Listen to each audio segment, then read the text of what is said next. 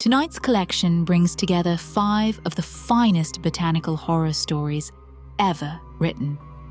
You'll encounter a vine that refuses to let go, an extraordinary orchid with a terrifying appetite, a desperate voice calling from the darkness across the sea, an ancient tree that guards a dreadful secret, and a scientist whose perfect garden conceals a tragedy unlike any other.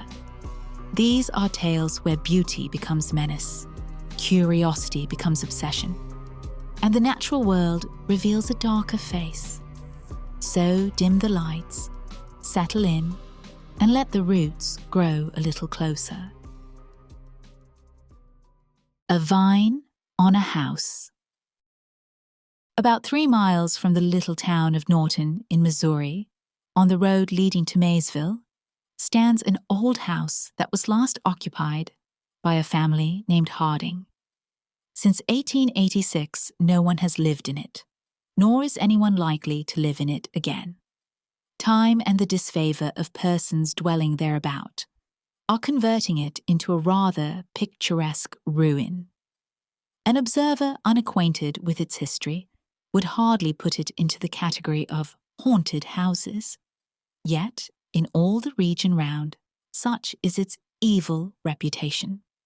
Its windows are without glass, its doorways without doors.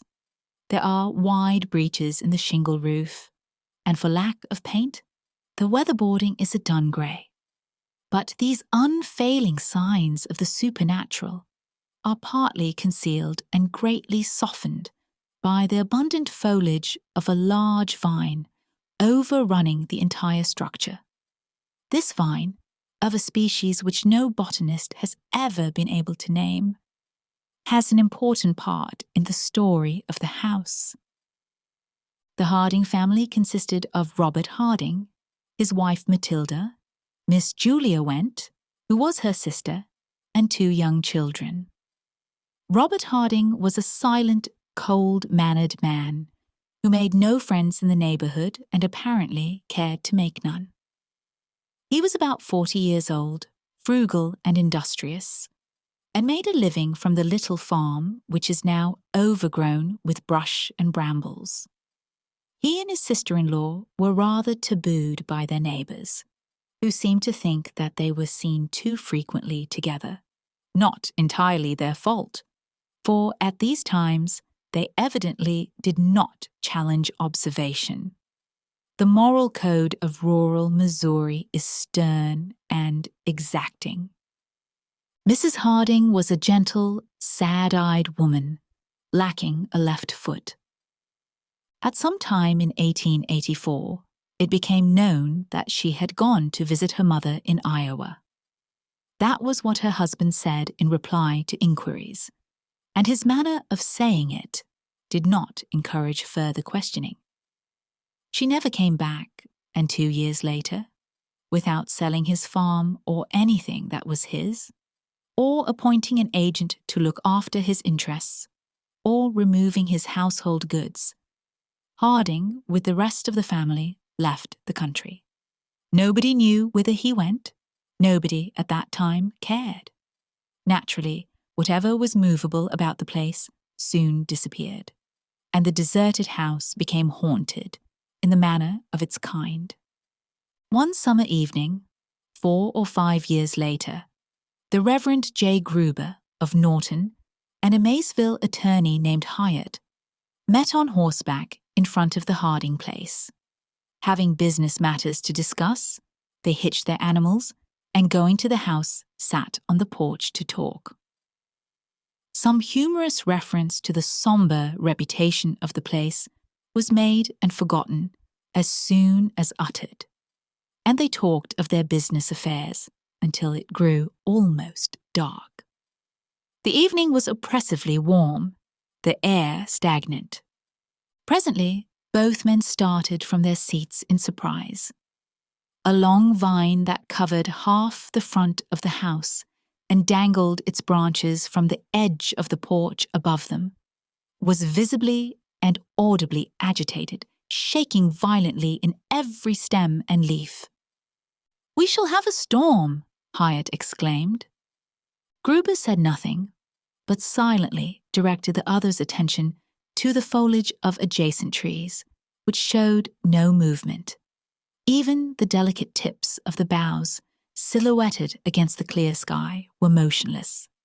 They hastily passed down the steps to what had been a lawn and looked upward at the vine, whose entire length was now visible. It continued in violent agitation, yet they could discern no disturbing cause. "Let us leave," said the minister, and leave they did. Forgetting that they had been travelling in opposite directions, they rode away together. They went to Norton, where they related their strange experience to several discreet friends. The next evening, at about the same hour, accompanied by 2 others whose names are not recalled, they were again on the porch of the Harding house, and again the mysterious phenomenon occurred. The vine was violently agitated, while under the closest scrutiny from root to tip. Nor did their combined strength applied to the trunk serve to still it. After an hour's observation, they retreated, no less wise, it is thought, than when they had come. No great time was required for these singular facts to rouse the curiosity of the entire neighbourhood. By day and by night, crowds of persons assembled at the Harding house, seeking a sign. It does not appear that any found it, yet so credible were the witnesses mentioned that none doubted the reality of the manifestations to which they testified. By either a happy inspiration or some destructive design, it was one day proposed, nobody appeared to know from whom the suggestion came, to dig up the vine, and after a good deal of debate, this was done. Nothing was found but the root, yet nothing could have been more strange. For 5 or 6 feet from the trunk, which had at the surface of the ground a diameter of several inches, it ran downward, single and straight, into a loose, friable earth. Then it divided and subdivided into rootlets, fibres, and filaments, most curiously interwoven. When carefully freed from soil, they showed a singular formation. In their ramifications and doublings back upon themselves, they made a compact network, having in size and shape an amazing resemblance to the human figure. Head, trunk, and limbs were there. Even the fingers and toes were distinctly defined. And many professed to see in the distribution and arrangement of the fibres, in the globular mass representing the head, a grotesque suggestion of a face. The figure was horizontal. The smaller roots had begun to unite at the breast. In point of resemblance to the human form, this image was imperfect. At about 10 inches from one of the knees, the cilia forming that leg had abruptly doubled backward and inward upon their course of growth. The figure lacked the left foot. There was but one inference, the obvious one. But in the ensuing excitement, as many courses of action were proposed as there were incapable counsellors, the matter was settled by the sheriff of the county, who, as the lawful custodian of the abandoned estate, ordered the root replaced and the excavation filled with the earth that had been removed. Later inquiry brought out only one fact of relevancy and significance. Mrs. Harding had never visited her relatives in Iowa, nor did they know that she was supposed to have done so. Of Robert Harding and the rest of his family, nothing is known. The house retains its evil reputation, but the replanted vine is as orderly and well-behaved a vegetable as a nervous person could wish to sit under of a pleasant night, when the katydids grate out their immemorial revelation, and the distant whippoorwill signifies his notion of what ought to be done about it. The voice in the night. It was a dark, starless night. We were becalmed in the northern Pacific. Our exact position I do not know, for the sun had been hidden during the course of a weary, breathless week by a thin haze which had seemed to float above us, about the height of our mastheads, at whiles descending and shrouding the surrounding sea. With there being no wind, we had steadied the tiller, and I was the only man on deck. The crew, consisting of 2 men and a boy, was sleeping forward in their den, while Will, my friend, and the master of our little craft, was aft in his bunk on the port side of the little cabin. Suddenly, from out of the surrounding darkness, there came a hail. "Schooner, ahoy!" The cry was so unexpected that I gave no immediate answer because of my surprise. It came again, a voice curiously throaty and inhuman, calling from somewhere upon the dark sea away on our port broadside. "Schooner, ahoy!" "Hello," I sung out, having gathered my wits somewhat. "What are you? What do you want?" "You need not be afraid," answered the queer voice, having probably noticed some trace of confusion in my tone. "I am only an old man." The pause sounded oddly, but it was only afterwards that it came back to me with any significance. "Why don't you come alongside then?" I queried somewhat snappishly, for I liked not his hinting at my having been a trifle shaken. I can't. It wouldn't be safe. The voice broke off, and there was silence. "What do you mean?" I asked, growing more and more astonished. "Why not safe? Where are you?" I listened for a moment, but there came no answer. And then, a sudden, indefinite suspicion of I knew not what coming to me, I stepped swiftly to the binnacle and took out the lighted lamp. At the same time, I knocked on the deck with my heel to waken Will. Then I was back at the side, throwing the yellow funnel of light out into the silent immensity beyond our rail. As I did so, I heard a slight, muffled cry, and then the sound of a splash, as though someone had dipped oars abruptly.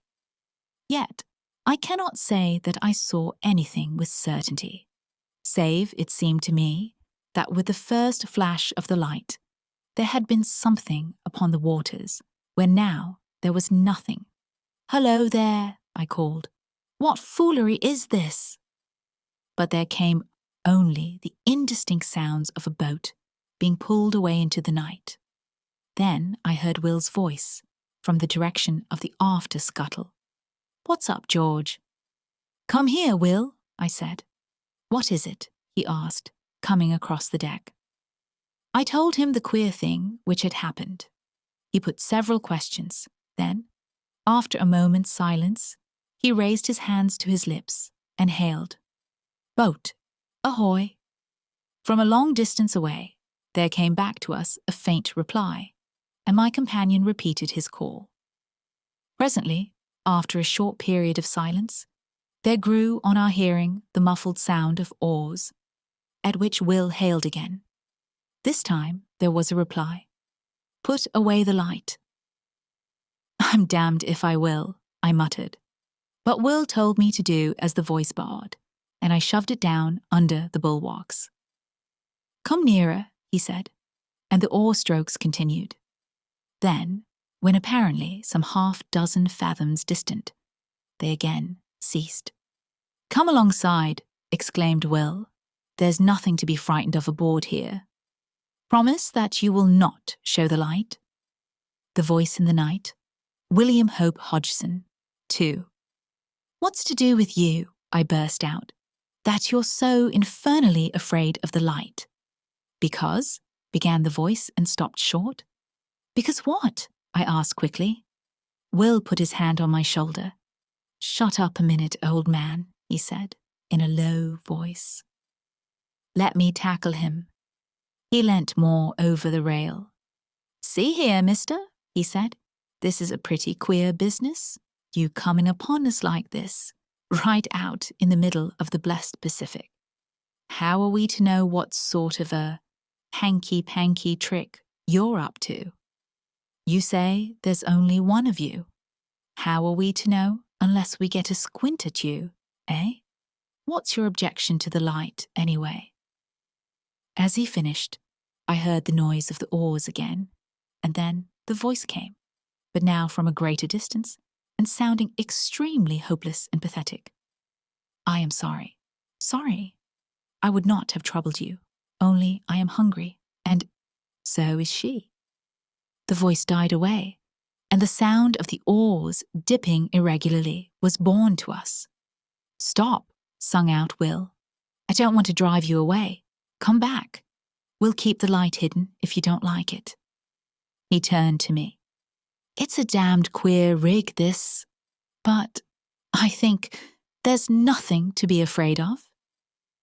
There was a question in his tone, and I replied, No, I think the poor devil's been wrecked around here and gone crazy.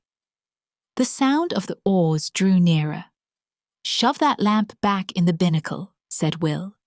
Then he leaned over the rail and listened. I replaced the lamp and came back to his side. The dipping of the oars ceased some dozen yards distant. Won't you come alongside now? Asked Will in an even voice. I have had the lamp put back in the binnacle. I cannot, replied the voice. I dare not come nearer. I dare not even pay you for the provisions. That's all right, said Will, and hesitated. You're welcome to as much grub as you can take. Again he hesitated. You are very good, exclaimed the voice. May God, who understands everything, reward you. It broke off huskily. The lady? Said Will abruptly. Is she? I have left her behind upon the island, came the voice. What island? I cut in.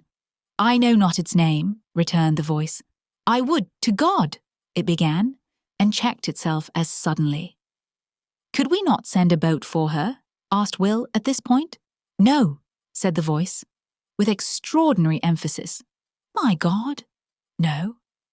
There was a moment's pause, then it added, in a tone which seemed a merited reproach. It was because of our want I ventured, because her agony tortured me.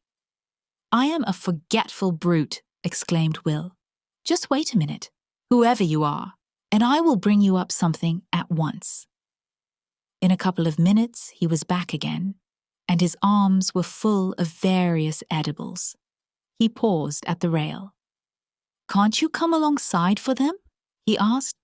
No, I dare not, replied the voice, and it seemed to me that in its tones I detected a note of stifled craving, as though the owner hushed a mortal desire. It came to me then, in a flash, that the poor old creature out there in the darkness was suffering for actual need of that which Will held in his arms, and yet, because of some unintelligible dread, refraining from dashing to the side of our little schooner and receiving it, and with the lightning-like conviction, there came the knowledge that the invisible was not mad, but sanely facing some intolerable horror. Damn it, Will, I said, full of many feelings, over which predominated a vast sympathy. Get a box. We must float off the stuff to him in it. This we did, propelling it away from the vessel, out into the darkness by means of a boat hook. In a minute, the voice in the night. William Hope Hodgson 3. A slight cry from the invisible came to us, and we knew that he had secured the box. A little later, he called out a farewell to us, and so heartful a blessing that I am sure we were the better for it. Then, without more ado, we heard the ply of oars across the darkness. Pretty soon off, remarked Will, with perhaps just a little sense of injury. Wait, I replied. I think somehow he'll come back. He must have been badly needing that food. And the lady, said Will. For a moment he was silent. Then he continued. It's the queerest thing ever I've tumbled across since I've been fishing." "Yes," I said, and fell to pondering. And so the time slipped away, an hour, another, and still Will stayed with me, for the queer adventure had knocked all desire for sleep out of him. The third hour was 3 parts through, when we heard again the sound of oars across the silent ocean. "Listen," said Will, a low note of excitement in his voice. "He's coming, just as I thought," I muttered. The dipping of the oars grew nearer, and I noted that the strokes were firmer and longer. The food had been needed. They came to a stop a little distance off the broadside, and the queer voice came again to us through the darkness. "Schooner, ahoy." "That you?" asked Will. "Yes," replied the voice. "I left you suddenly, but there was great need." "The lady?" questioned Will. "The lady is grateful now on earth. She will be more grateful soon in heaven." Will began to make some reply in a puzzled voice, but became confused and broke off short. I said nothing. I was wondering at the curious pauses, and, apart from my wonder, I was full of a great sympathy. The voice continued, She and I have talked as we shared the result of God's tenderness and yours." Will interposed, but without coherence. "I beg of you not to belittle your deed of Christian charity this night," said the voice. "Be sure that it has not escaped his notice." It stopped, and there was a full minute's silence. Then it came again. "We have spoken together upon that which has befallen us. We had thought to go out without telling any of the terror which has come into our lives. She is with me in believing that tonight's happenings are under a special ruling, and that it is God's wish that we should tell to you all that we have suffered since. "Yes," said Will softly. "Since the sinking of the Albatross?" "Ah!" I exclaimed involuntarily. "She left Newcastle for Frisco some 6 months ago, and hasn't been heard of since." "Yes," answered the voice, "but some few degrees to the north of the line, she was caught in a terrible storm and dismasted. When the day came, it was found that she was leaking badly, and presently, it falling to a calm, the sailors took to the boats, leaving a young lady, my fiancée, and myself upon the wreck. We were below, gathering together a few of our belongings when they left. They were entirely callous through fear, and when we came up upon the deck, we saw them only as small shapes afar off upon the horizon. Yet we did not despair, but set to work and constructed a small raft. Upon this we put such few matters as it would hold, including a quantity of water and some ship's biscuit. Then, the vessel being very deep in the water, we got ourselves onto the raft and pushed off. It was later, when I observed that we seemed to be in the way of some tide or current, which bore us from the ship at an angle, so that, in the course of 3 hours by my watch, her hull became invisible to our sight, her broken masts remaining in view for a somewhat longer period. Then, towards evening, it grew misty, and so through the night. The next day, we were still encompassed by the mist, the weather remaining quiet. For 4 days we drifted through this strange haze, until on the evening of the 4th day, there grew upon the voice in the night, William Hope Hodgson, 'for our ears the murmur of breakers at a distance.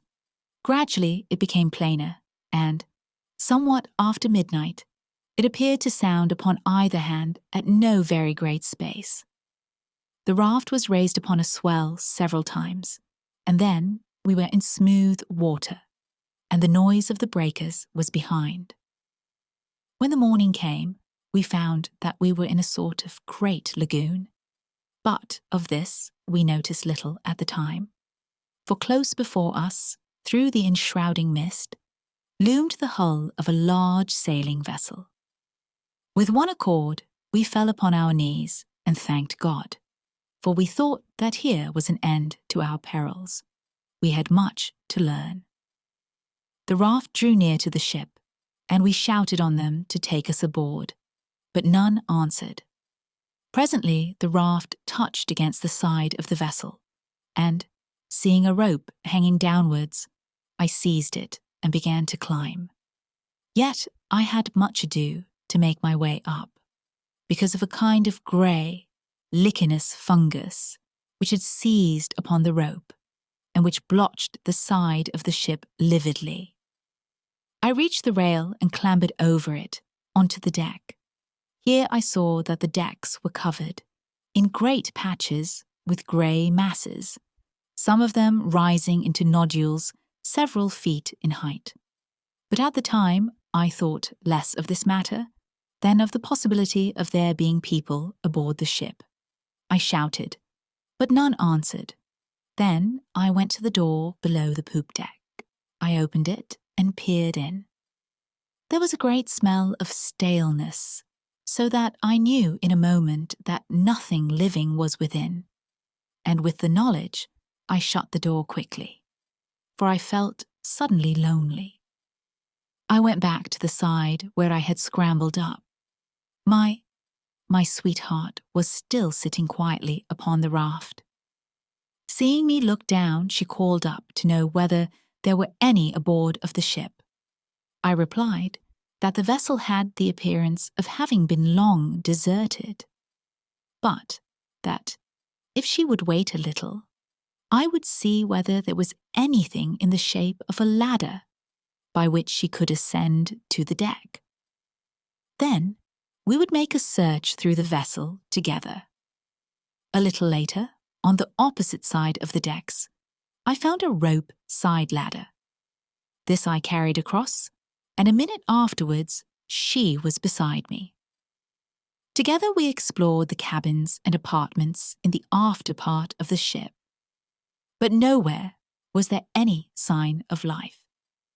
Here and there within the cabins themselves, we came across odd patches of that queer fungus. But this, as my sweetheart said, could be cleansed away. In the end, having assured ourselves that the after portion of the vessel was empty, we picked our ways to the bows between the ugly grey nodules of that strange growth, and here we made a further search, which told us that there was indeed none aboard but ourselves.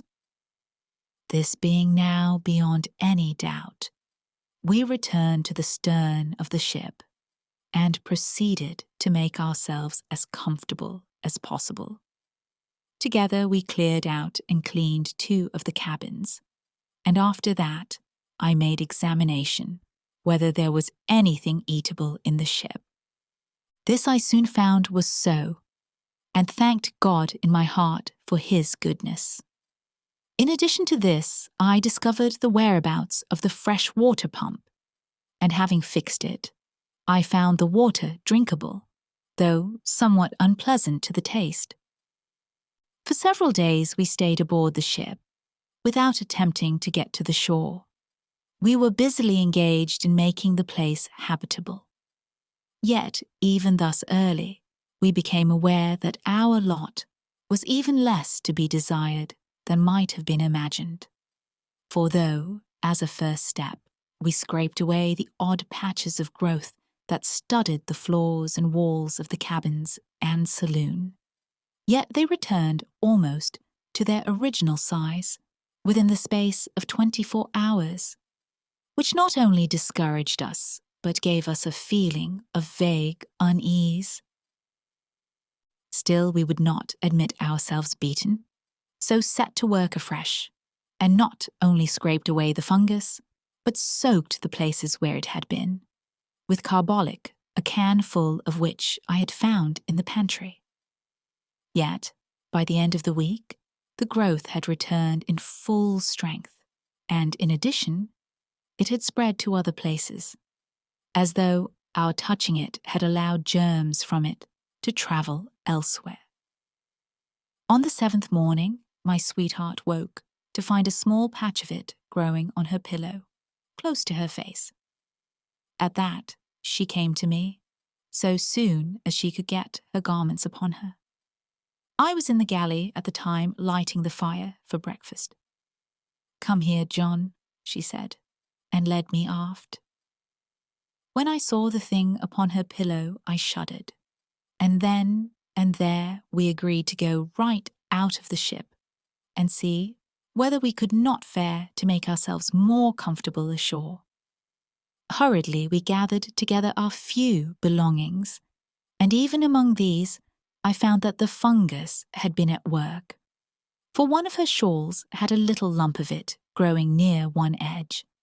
I threw the whole thing over the side, the voice in the night. William Hope Hodgson, 5, without saying anything to her. The raft was still alongside, but it was too clumsy to guide, and I lowered down a small boat that hung across the stern, and in this we made our way to the shore. Yet, as we drew near to it, I became gradually aware that here the vile fungus, which had driven us from the ship, was growing riot. In places it rose into horrible, fantastic mounds, which seemed almost to quiver, as with the quiet life when the wind blew across them. Here and there it took on the forms of vast fingers, and in others it just spread out flat and smooth and treacherous. Odd places it appeared as grotesque, stunted trees, seeming extraordinarily kinked and gnarled, the whole quaking vilely at times. At first, it seemed to us that there was no single portion of the surrounding shore which was not hidden beneath the masses of the hideous lichen. Yet, in this, I found we were mistaken, for somewhat later, coasting along the shore at a little distance, we descried a smooth, white patch of what appeared to be fine sand, and there we landed. It was not sand. What it was, I do not know. All that I have observed is that upon it the fungus will not grow, while everywhere else, save where the sand-like earth wanders oddly, pathwise, amid the grey desolation of the lichen, there is nothing but that loathsome greyness. It is difficult to make you understand how cheered we were to find one place that was absolutely free from the growth, and here we deposited our belongings. Then we went back to the ship for such things as it seemed to us we should need. Among other matters, I managed to bring ashore with me one of the ship's sails, with which I constructed 2 small tents, which, though exceedingly rough-shaped, served the purpose for which they were intended. In these we lived and stored our various necessities, and thus, for a matter of some 4 weeks, all went smoothly and without particular unhappiness.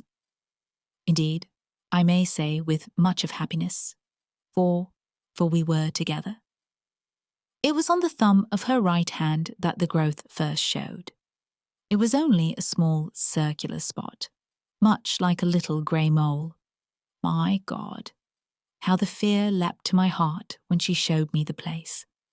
We cleansed it between us, washing it with carbolic and water.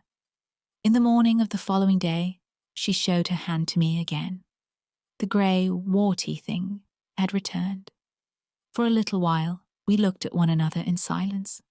Then, still wordless, we started again to remove it. In the midst of the operation, she spoke suddenly. "What's that on the side of your face, dear?" Her voice was sharp with anxiety. I put my hand up to feel. "There, under the hair by your ear, a little to the front a bit." My finger rested upon the place, and then I knew. "Let us get your thumb done first," I said, and she submitted, only because she was afraid to touch me until it was cleansed. I finished washing and disinfecting her thumb, and then she turned to my face. After it was finished, we sat together and talked a while. of many things, for there had come into our lives sudden, very terrible thoughts. We were, all at once, afraid of something worse than death. We spoke of loading the boat with provisions and water and making our way out onto the sea. Yet, we were helpless for many causes, and the growth had attacked us already. We decided to stay. God would do with us what was His will. We would wait. A month, 2 months, 3 months passed, and the places grew somewhat, and there had come others. Yet we fought so strenuously with the fear that its headway was but slow, comparatively speaking. Occasionally we ventured off to the ship for such stores as we needed.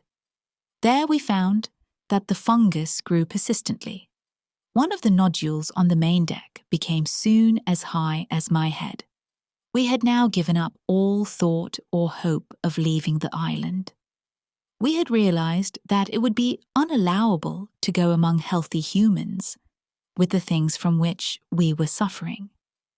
With this determination and knowledge in our minds, we knew that we should have to husband our food and water. For we did not know at that time, but that we should possibly live for many years. This reminds me that I have told you that I am an old man. Judged by the years, this is not so. But, he broke off, then continued somewhat abruptly. As I was saying, we knew that we should have to use care in the matter of food, but we had no idea then how little food there was left of which to take care.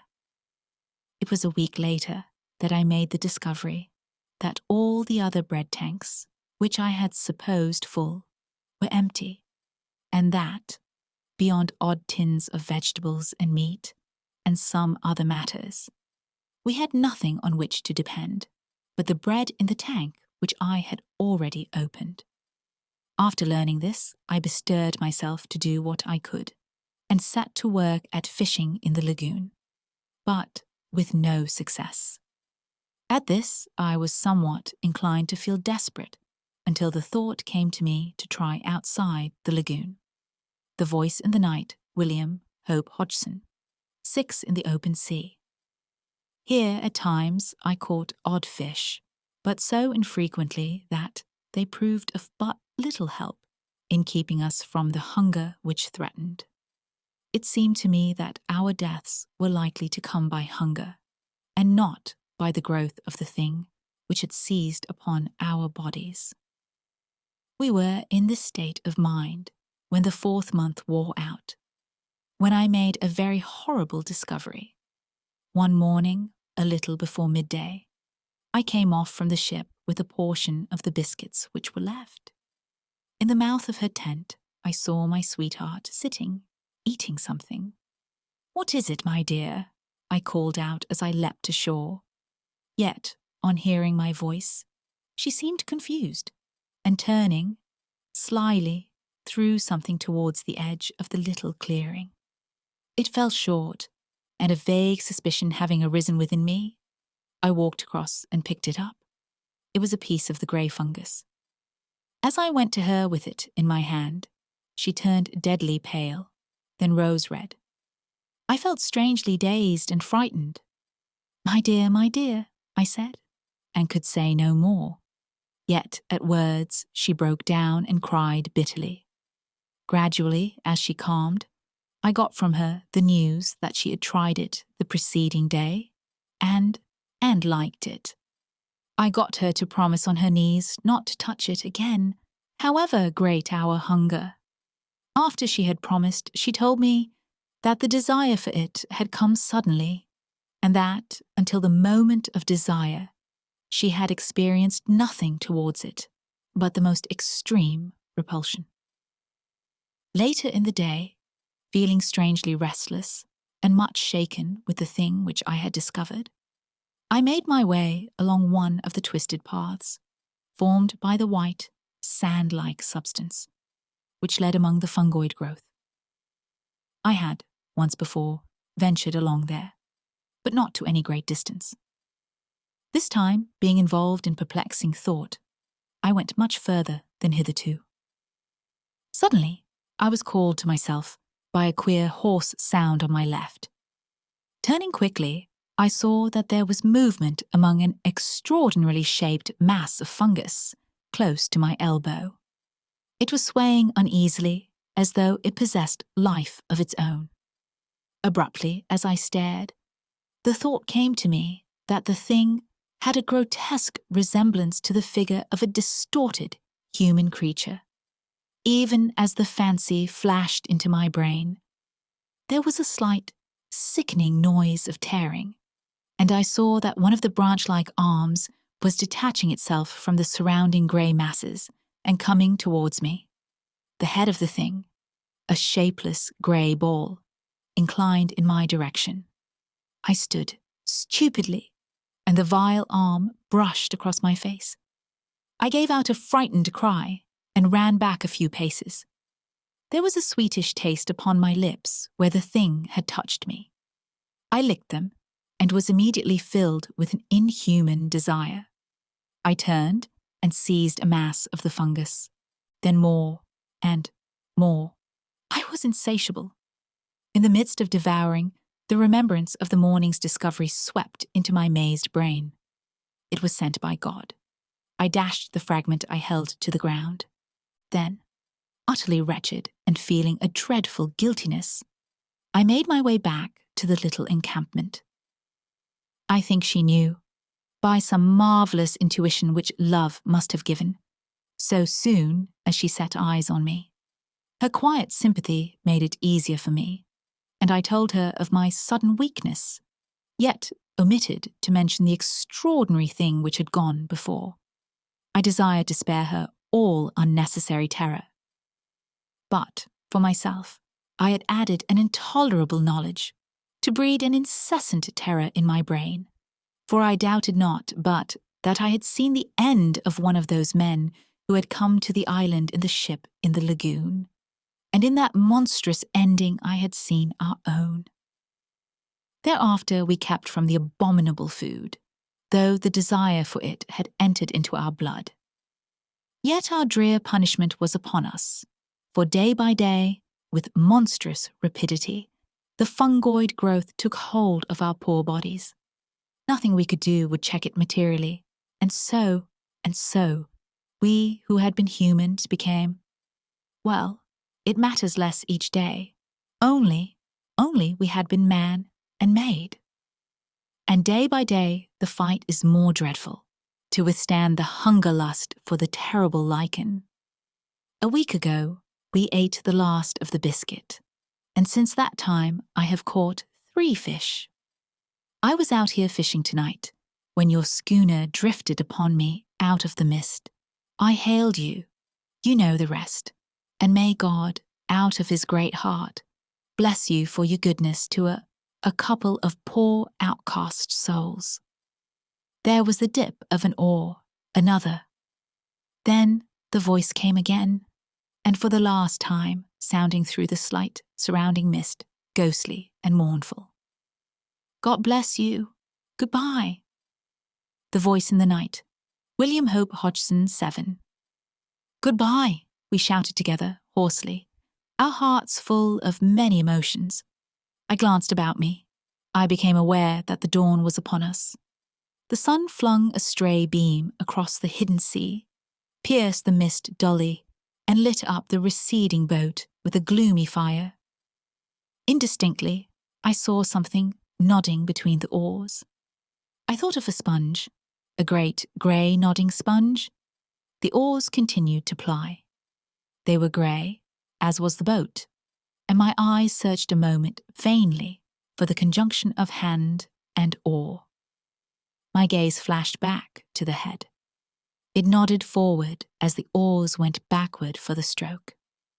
Then the oars were dipped, the boat shot out of the patch of light, and the thing went nodding into the mist. The flowering of the strange orchid. The buying of orchids always has in it a certain speculative flavour.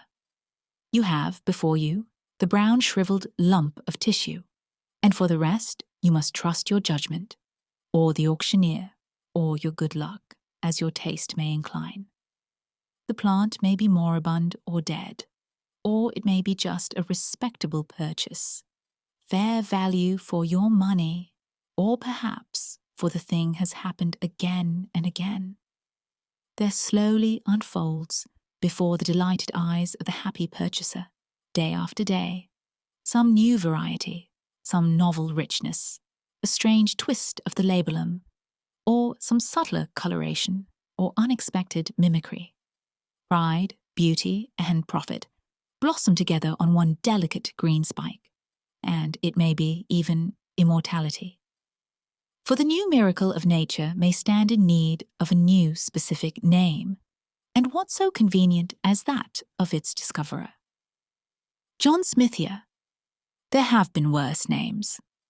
It was perhaps the hope of some such happy discovery that made Winter Wedderburn such a frequent attendant at these sales.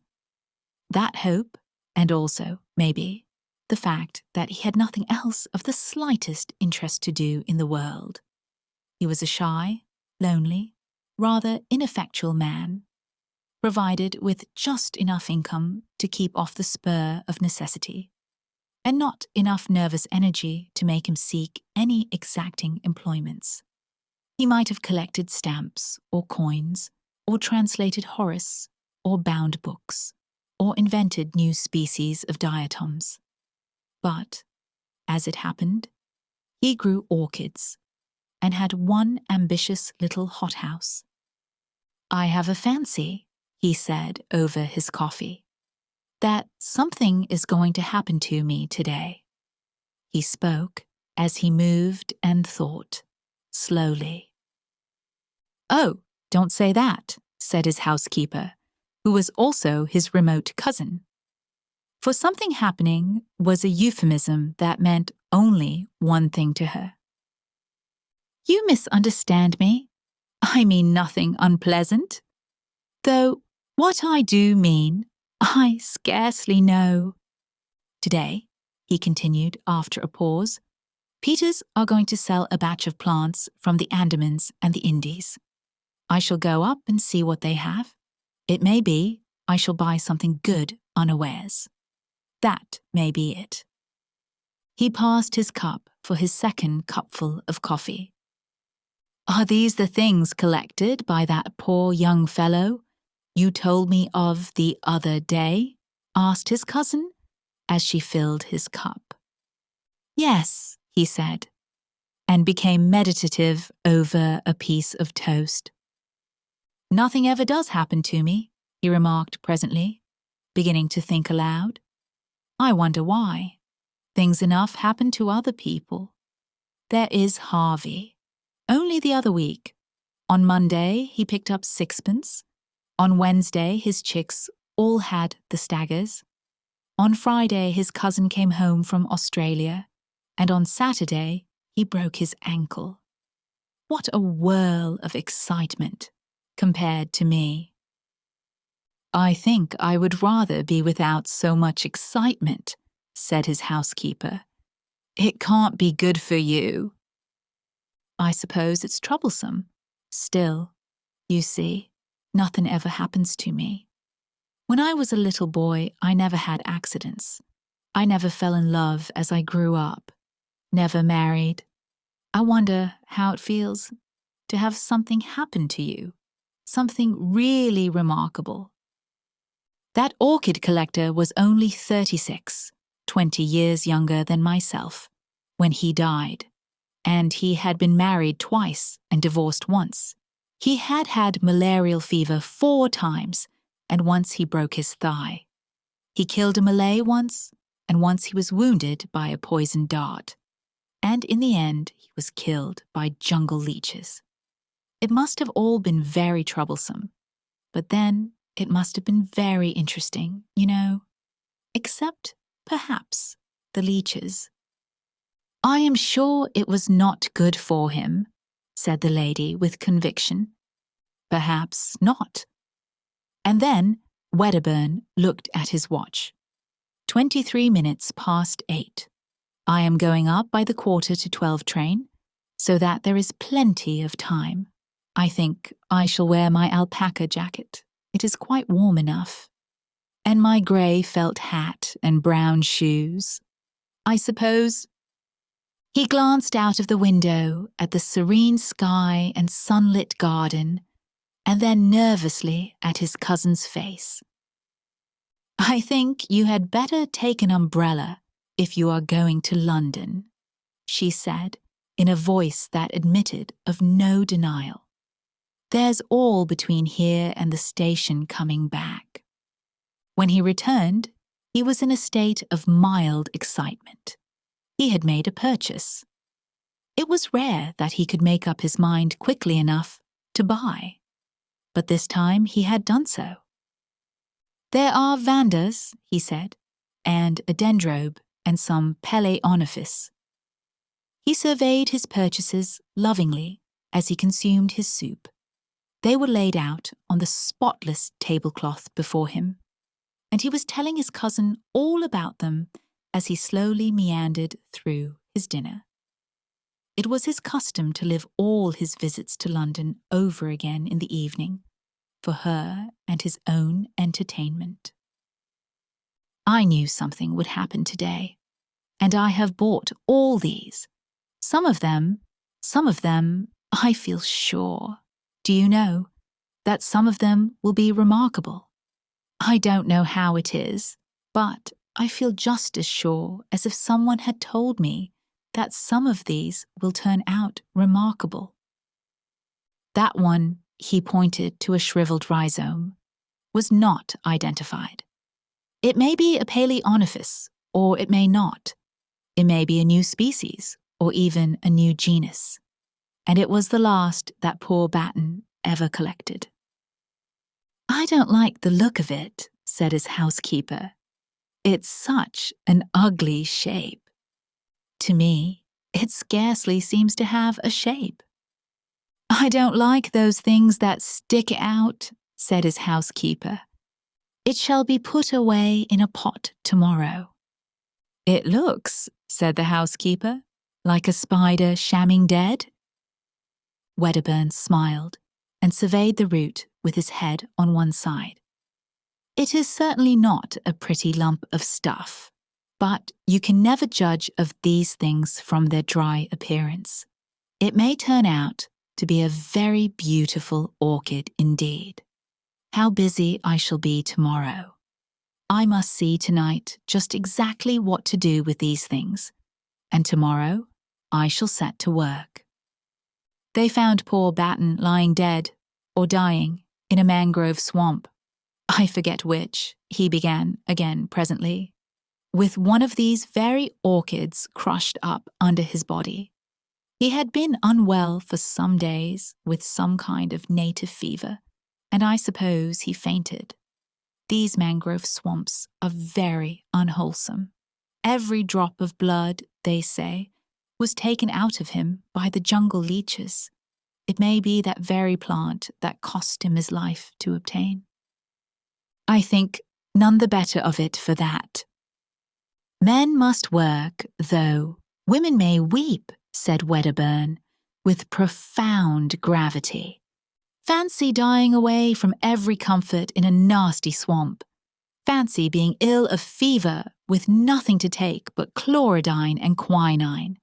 If men were left to themselves, they would live on chlorodyne and quinine. And no one round you but horrible natives. They say the Andaman Islanders are most disgusting wretches. And anyhow, they can scarcely make good nurses, not having the necessary training. And just for people in England to have orchids.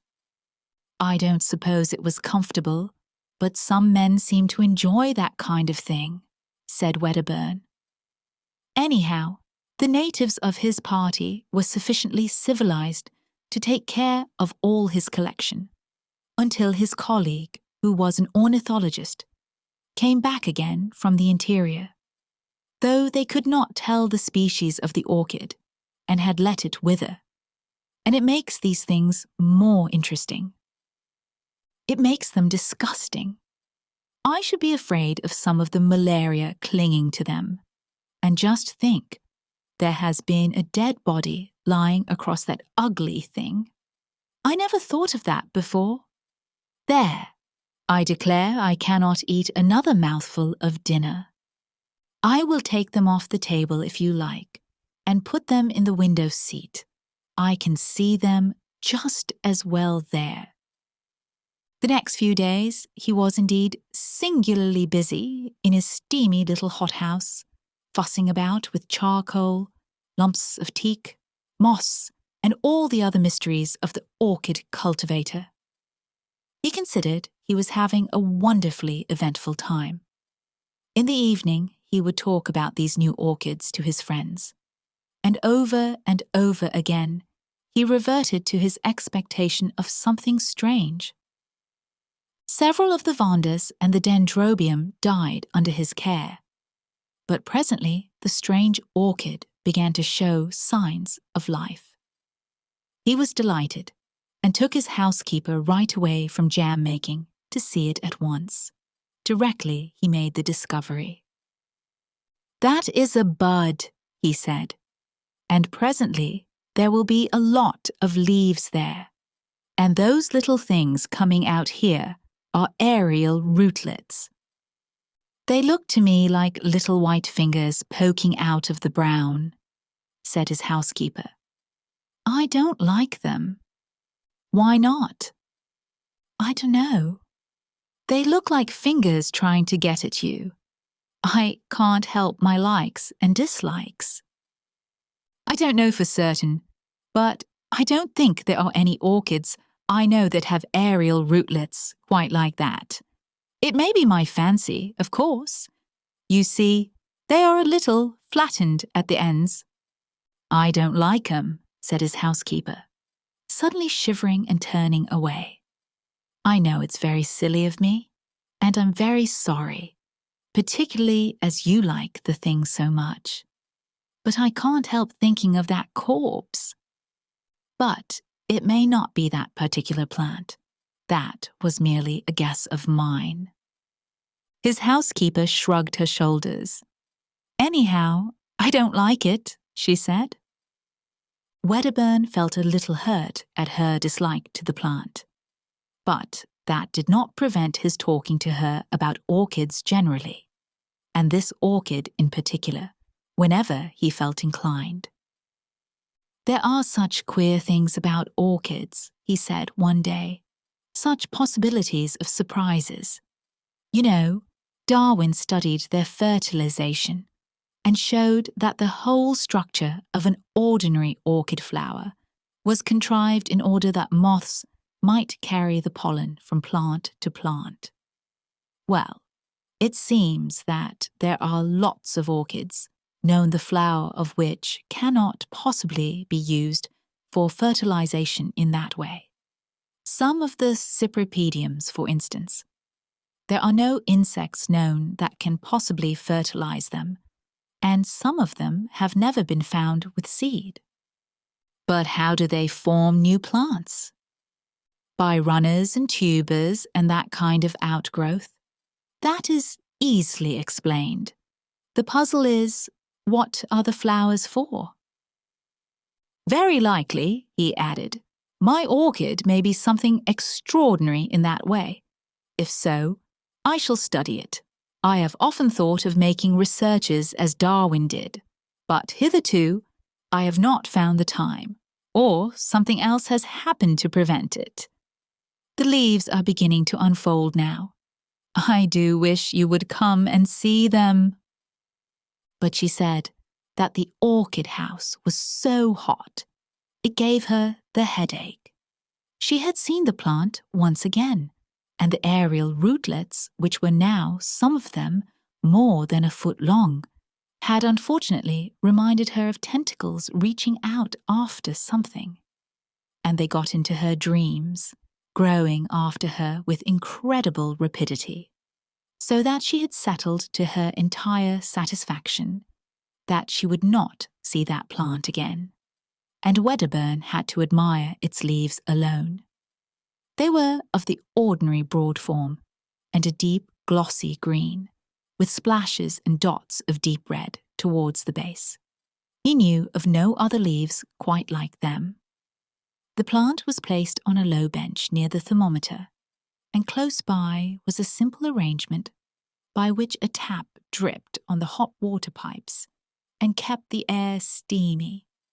And he spent his afternoons now with some regularity, meditating on the approaching flowering of this strange plant. And at last, the great thing happened. Directly he entered the little glass house, he knew that the spike had burst out, although his great Paloeonophis loei hid the corner where his new darling stood.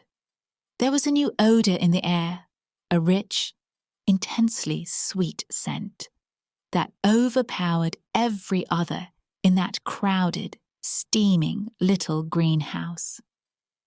Directly he noticed this, he hurried down to the strange orchid, and, behold, the trailing green spikes bore now 3 great splashes of blossom, from which this overpowering sweetness proceeded.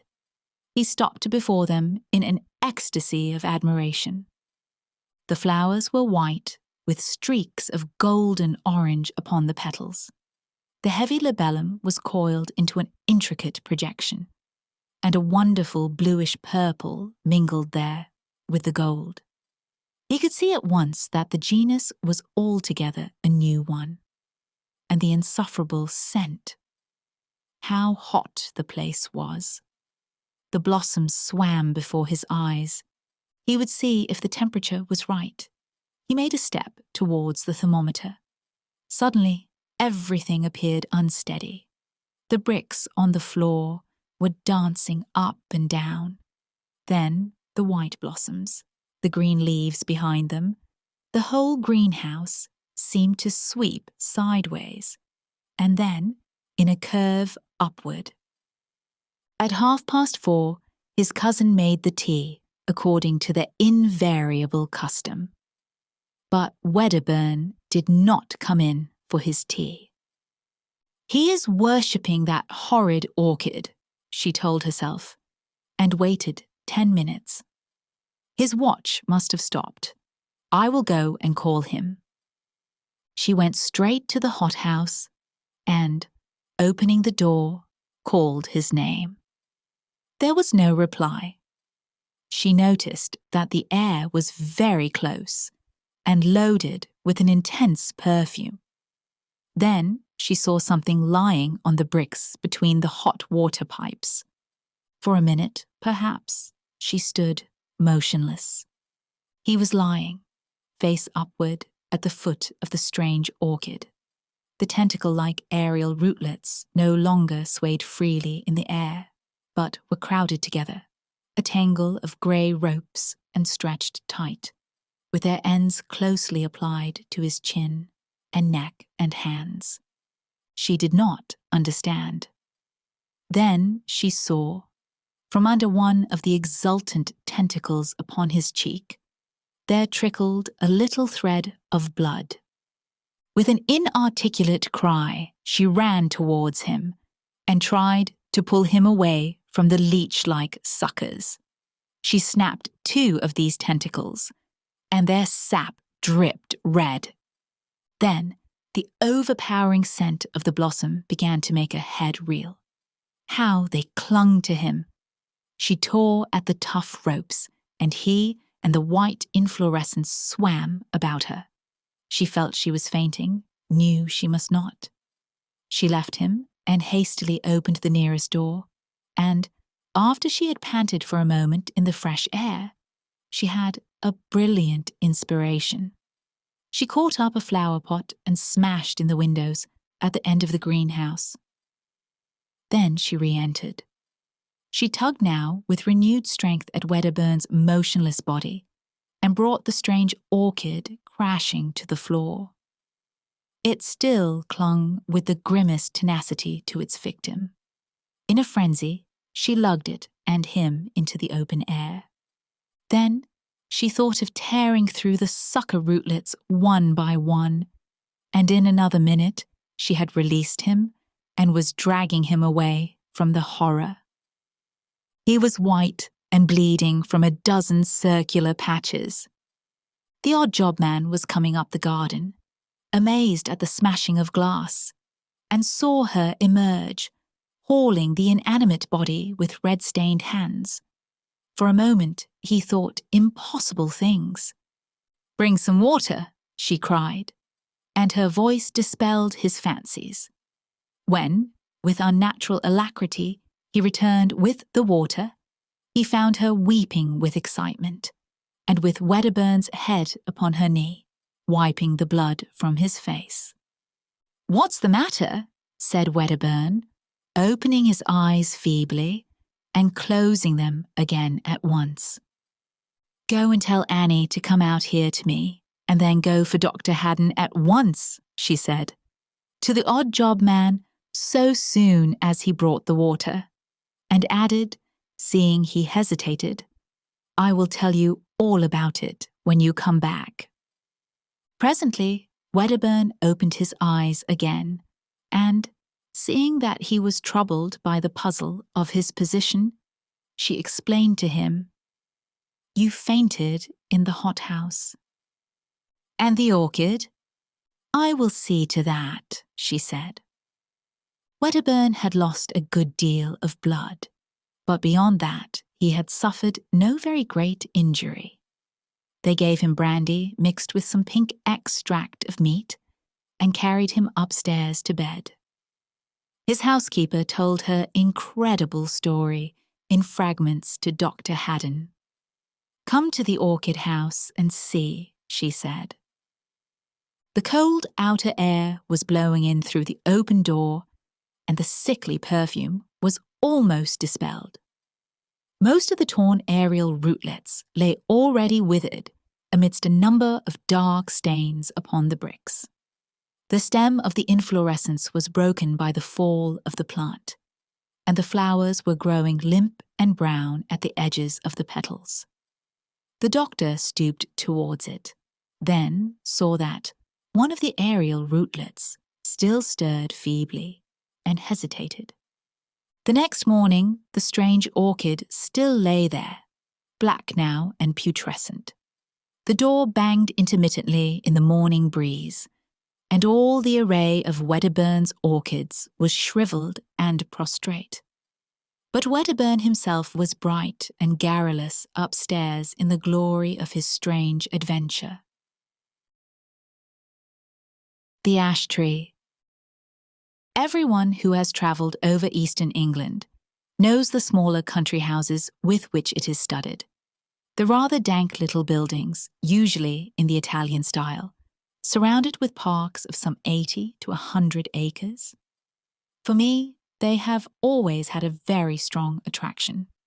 With the grey paling of split oak, the noble trees, the meres with their reed beds, and the line of distant woods. Then, I like the pillared portico, perhaps stuck onto a red brick Queen Anne house, which has been faced with stucco to bring it into line with the Grecian taste of the end of the 18th century. The hall inside, going up to the roof, which hall ought always to be provided with a gallery and a small organ. I like the library too, where you may find anything from a Psalter of the 13th century to a Shakespeare quarto. I like the pictures, of course, and perhaps most of all, I like fancying what life in such a house was when it was first built, and in the piping times of landlords' prosperity, and not least now, when, if money is not so plentiful, taste is more varied and life quite as interesting. I wish to have one of these houses, and enough money to keep it together and entertain my friends in it modestly. But this is a digression. I have to tell you of a curious series of events which happened in such a house as I have tried to describe. It is Castringham Hall in Suffolk. I think a good deal has been done to the building since the period of my story, but the essential features I have sketched are still there. Italian portico, square block of white house, older inside than out, park with fringe of woods, and mere. The one feature that marked out the house from a score of others is gone. As you looked at it from the park, you saw on the right a great old ash tree growing within half a dozen yards of the wall, and almost or quite touching the building with its branches. I suppose it had stood there ever since Castringham ceased to be a fortified place, and since the moat was filled in and the Elizabethan dwelling house built. At any rate, it had well nigh attained its full dimensions in the year 1690. In that year, the district in which the hall is situated was the scene of a number of witch trials. It will be long, I think, before we arrive at a just estimate of the amount of solid reason, if there was any, which lay at the root of the universal fear of witches in old times. Whether the persons accused of this offence really did imagine that they were possessed of unusual power of any kind, or whether they had the will at least, if not the power, of doing mischief to their neighbours, or whether all the confessions, of which there are so many, were extorted by the mere cruelty of the witch-finders. These are questions which are not, I fancy, yet solved. And the present narrative gives me pause. I cannot altogether sweep it away as mere invention. The reader must judge for himself. Castringham contributed a victim to the auto da fe. Mrs. Mothersole was her name, and she differed from the ordinary run of village witches, only in being rather better off and in a more influential position. Efforts were made to save her by several reputable farmers of the parish. They did their best to testify to her character, and showed considerable anxiety as to the verdict of the jury. But what seems to have been fatal to the woman was the evidence of the then proprietor of Castringham Hall, Sir Matthew Fell. He deposed to having watched her on 3 different occasions from his window at the full of the moon, gathering sprigs from the ash tree near my house. She had climbed into the branches, clad only in her shift, and was cutting off small twigs with a peculiarly curved knife. And as she did so, she seemed to be talking to herself.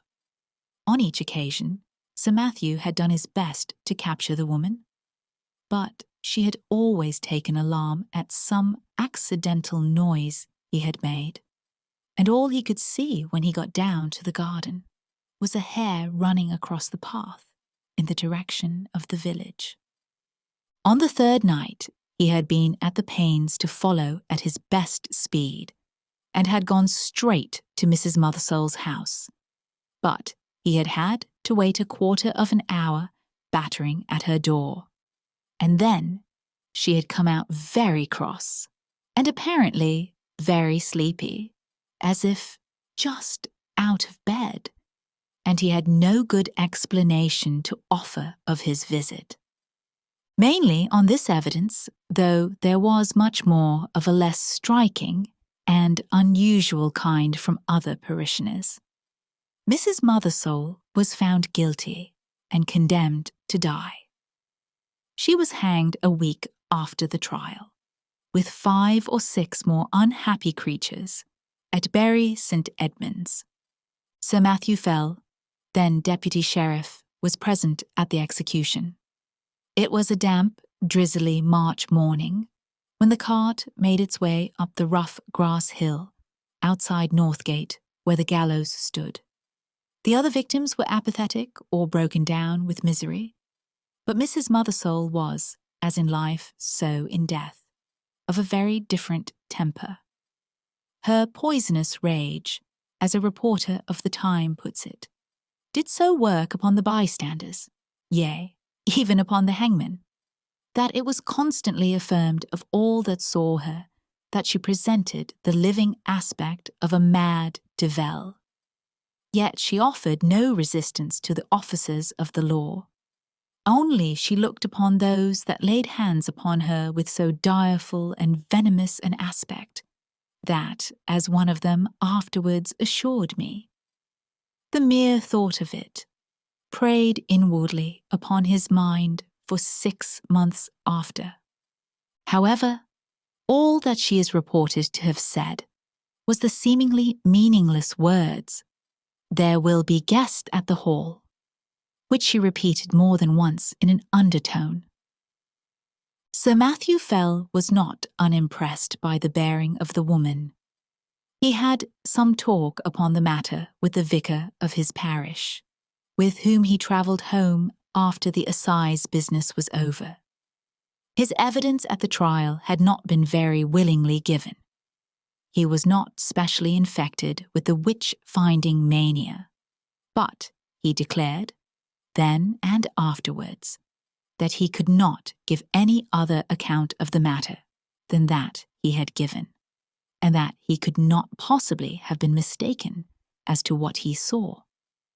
The whole transaction had been repugnant to him, for he was a man who liked to be on pleasant terms with those about him. But he saw a duty to be done in this business, and he had done it. That seems to have been the gist of his sentiments, and the vicar applauded it, as any reasonable man must have done. A few weeks after, when the moon of May was at the full, vicar and squire met again in the park and walked to the hall together. Lady Fell was with her mother, who was dangerously ill, and Sir Matthew was alone at home. So the vicar, Mr. Crome, was easily persuaded to take a late supper at the hall. Sir Matthew was not very good company this evening. The talk ran chiefly on family and parish matters, and, as luck would have it, Sir Matthew made a memorandum in writing of certain wishes or intentions of his regarding his estates, which afterwards proved exceedingly useful. When Mr. Crome thought of starting for home about 9:30 o'clock, Sir Matthew and he took a preliminary turn on the gravelled walk at the back of the house. The only incident that struck Mr. Crome was this. They were in sight of the ash tree, which I described as growing near the windows of the building, when Sir Matthew stopped and said, "What is that runs up and down the stem of the ash? It is never a squirrel. They will all be in their nests by now." The vicar looked and saw the moving creature, but he could make nothing of its colour in the moonlight.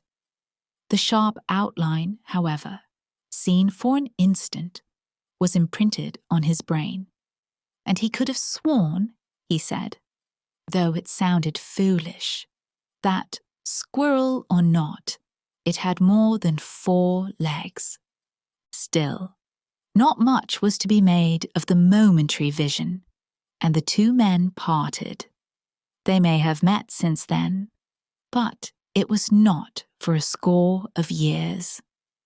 Next day, Sir Matthew Fell wasn't downstairs at 6 in the morning, as was his custom, nor at 7, nor yet at 8. Hereupon the servants went and knocked at his chamber door. I need not prolong the description of their anxious listenings and renewed batterings on the panels. The door was opened at last from the outside, and they found their master dead and black. So much you have guessed. That there were any marks of violence did not at the moment appear, but the window was open. One of the men went to fetch the parson, and then, by his directions, rode on to give notice to the coroner. Mr. Crome himself went as quick as he might to the hall, and was shown to the room where the dead man lay. He has left some notes among his papers, which show how genuine a respect and sorrow was felt for Sir Matthew, and there is also this passage. which I transcribe for the sake of the light it throws upon the course of events, and also upon the common beliefs of the time. There was not the least trace of an entrance having been forced to the chamber, but the casement stood open, as my poor friend would always have it in this season. He had his evening drink of small ale in a silver vessel of about a pint measure, and tonight had not drunk it out. This drink was examined by the physician from Bury, a Mr. Hodgkins, who could not, however, as he afterwards declared upon his oath before the coroner's quest, discover that any matter of a venomous kind was present in it. For, as was natural, in the great swelling and blackness of the corpse, there was talk made among the neighbours of poison.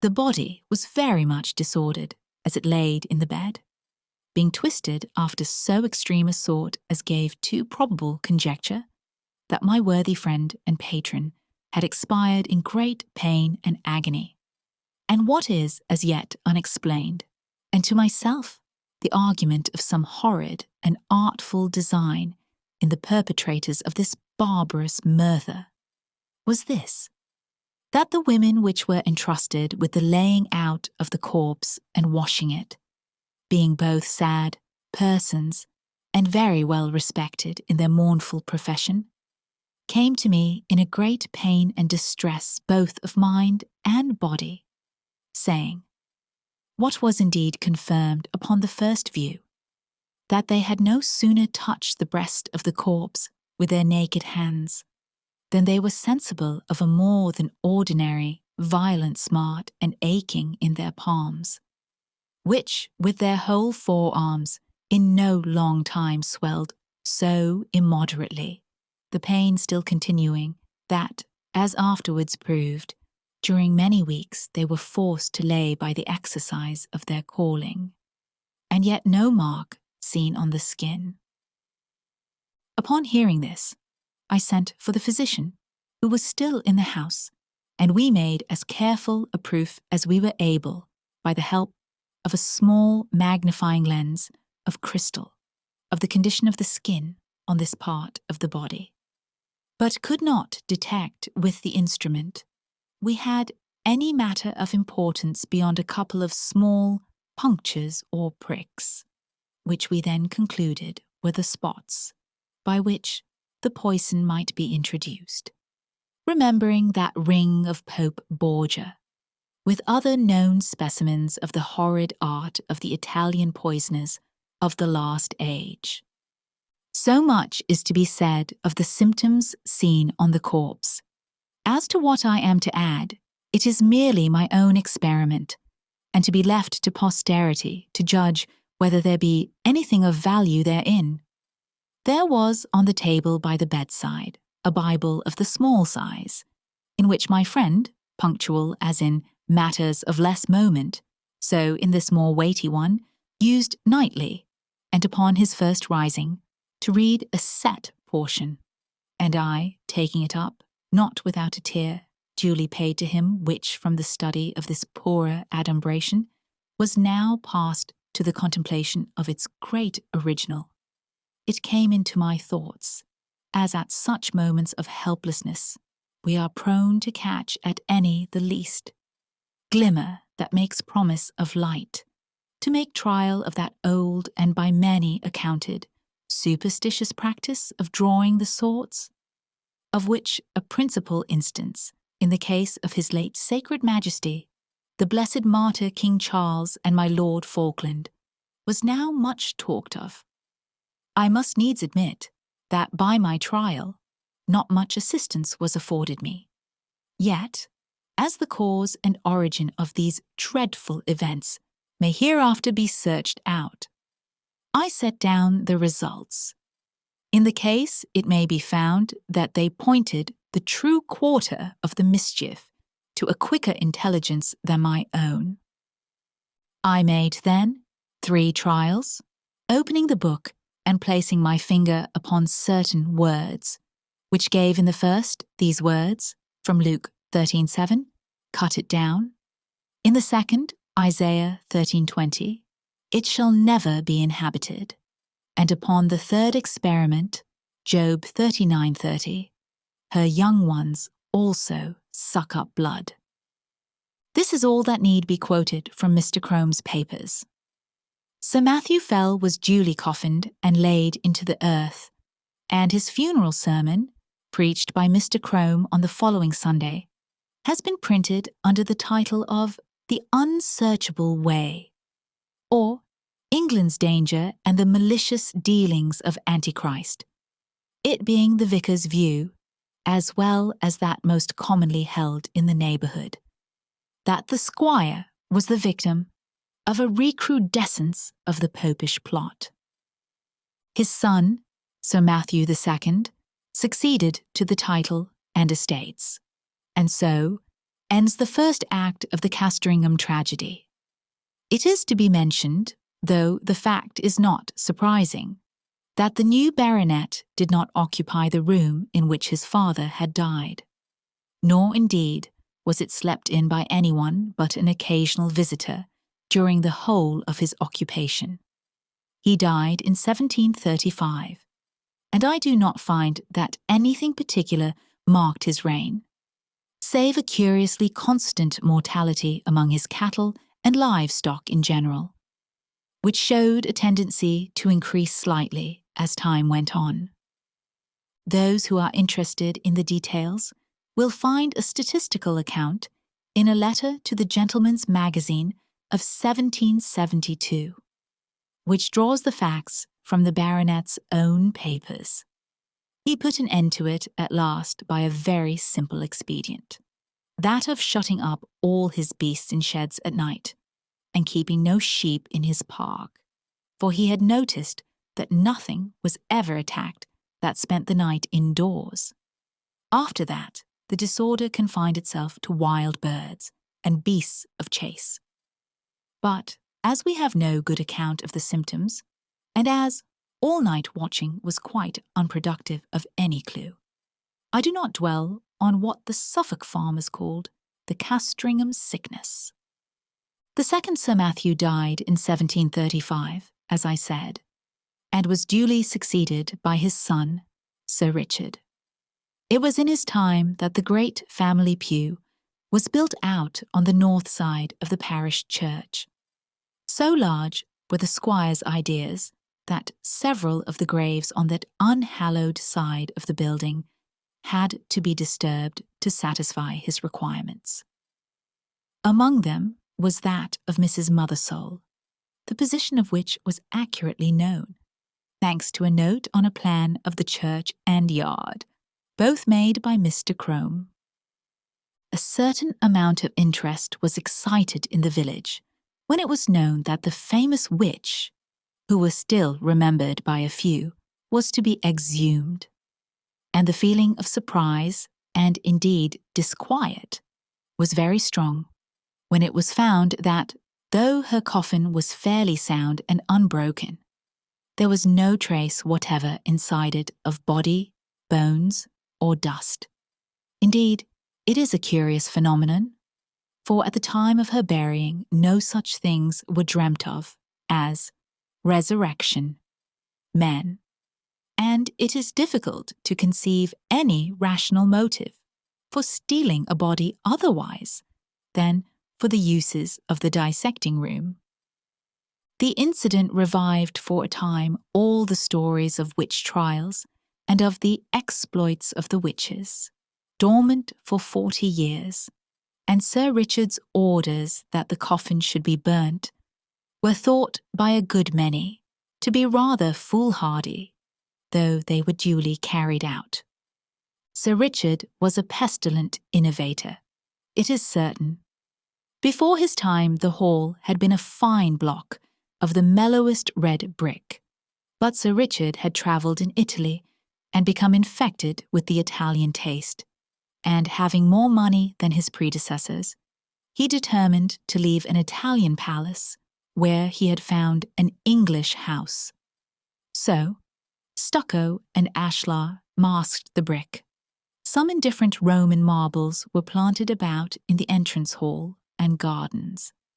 A reproduction of the Sibyl's temple at Tivoli was erected on the opposite bank of the mere, and Castringham took on an entirely new, and, I must say, a less engaging aspect. But it was much admired, and served as a model to a good many of the neighbouring gentry in after years. One morning, it was in 1754, Sir Richard woke after a night of discomfort. It had been windy, and his chimney had smoked persistently, and yet it was so cold that he must keep up a fire. Also, something had so rattled about the window that no man could get a moment's peace. Further, there was the prospect of several guests of position arriving in the course of the day, who would expect sport of some kind, and the inroads of the distemper, which continued among his game, had been lately so serious that he was afraid for his reputation as a game preserver. But what really touched him most nearly was the other matter of his sleepless night. He could certainly not sleep in that room again. That was the chief subject of his meditations at breakfast, and after it he began a systematic examination of the rooms, to see which would suit his notions best. It was long before he found one. This had a window with an eastern aspect, and that with a northern. This door the servants would be always passing, and he did not like the bedstead in that. No, he must have a room with a western lookout, so that the sun could not wake him early, and it must be out of the way of the business of the house. The housekeeper was at the end of her resources. "Well, Sir Richard," she said, "you know that there is but the one room like that in the house." "Which may that be?" said Sir Richard. "And that is Sir Matthew's, the west chamber." "Well, put me in there, for there I'll lie tonight," said her master. "Which way is it?" "Here, to be sure." And he hurried off. "Oh, Sir Richard, but no one has slept there these 40 years. The air has hardly been changed since Sir Matthew died there." Thus she spoke, and rustled after him. "Come, open the door, Mrs. Chiddock. I'll see the chamber at least." So it was opened, and indeed, the smell was very close and earthy. Sir Richard crossed to the window, and impatiently, as was his wont, threw the shutters back and flung open the casement. For this end of the house was one which the alterations had barely touched, grown up as it was with the great ash tree, and being otherwise concealed from view. "Air it, Mrs. Chiddock, all today, and move my bed furniture in the afternoon. Put the Bishop of Kilmore in my old room." "Pray, Sir Richard," said a new voice, breaking in on this speech, "might I have the favour of a moment's interview?" Sir Richard turned round and saw a man in black in the doorway, who bowed. "I must ask your indulgence for this intrusion, Sir Richard. You will, perhaps, hardly remember me. My name is William Crome, and my grandfather was vicar here in your grandfather's time." "Well, sir," said Sir Richard, "the name of Crome is always a passport to Castringham. I am glad to renew a friendship of 2 generations, standing.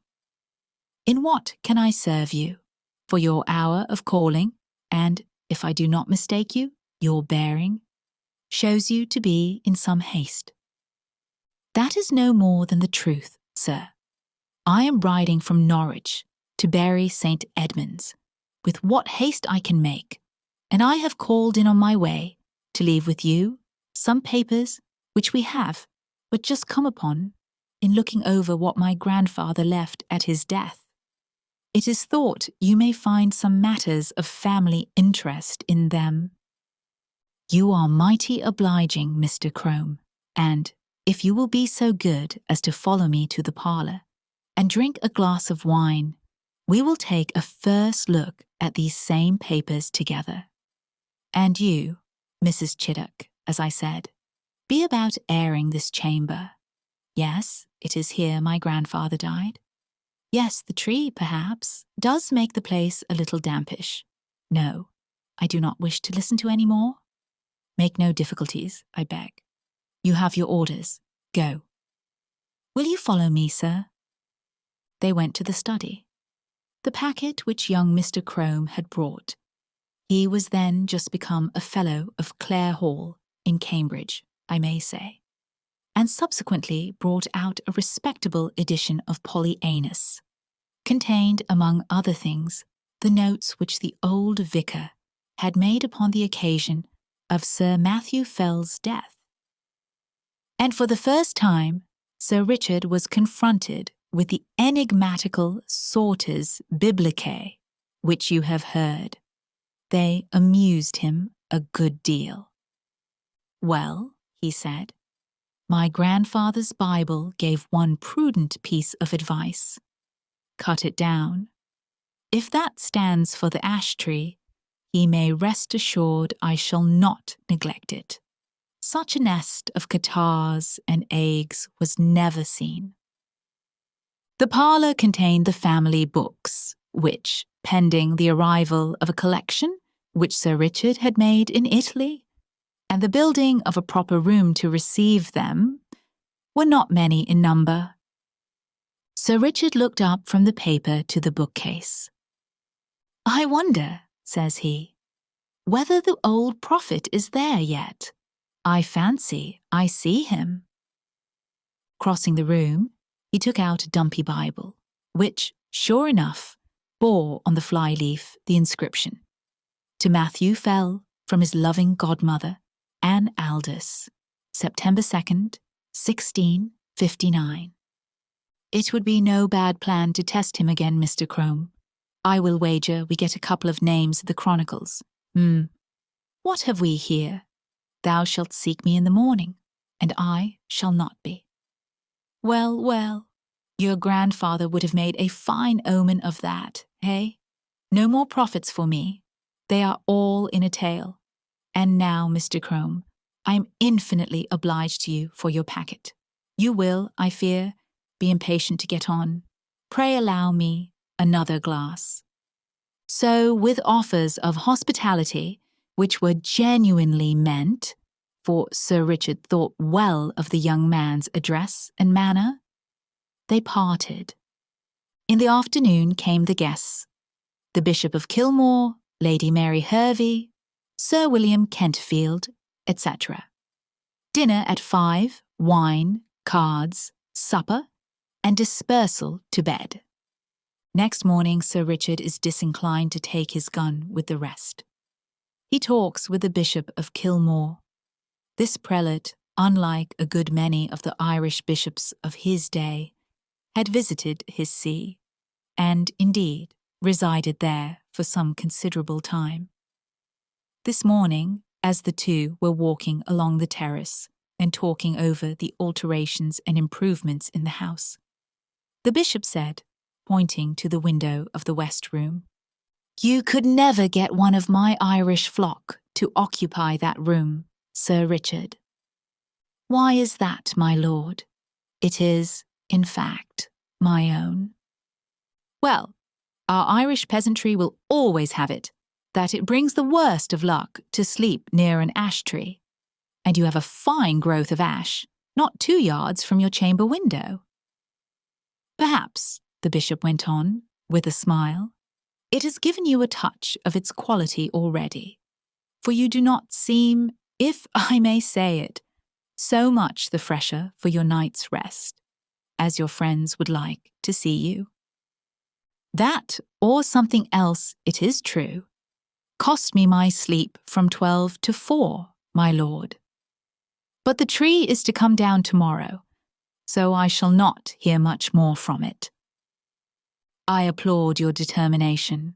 It can hardly be wholesome to have the air you breathe strained, as it were, through all that leafage. Your lordship is right there, I think. But I had not my window open last night. It was rather the noise that went on, no doubt from the twigs sweeping the glass, that kept me open-eyed. I think that can hardly be, Sir Richard. Here, you see it from this point. None of these nearest branches even can touch your casement, unless there were a gale, and there was none of that last night. They missed the panes by a foot. No, sir. True. What, then, will it be, I wonder, that scratched and rustled so? Aye, and covered the dust on my sill with lines and marks. At last, they agreed that the rats must have come up through the ivy. That was the bishop's idea, and Sir Richard jumped at it. So the day passed quietly, and night came, and the party dispersed to their rooms, and wished Sir Richard a better night. And now we are in his bedroom, with the light out and the squire in bed.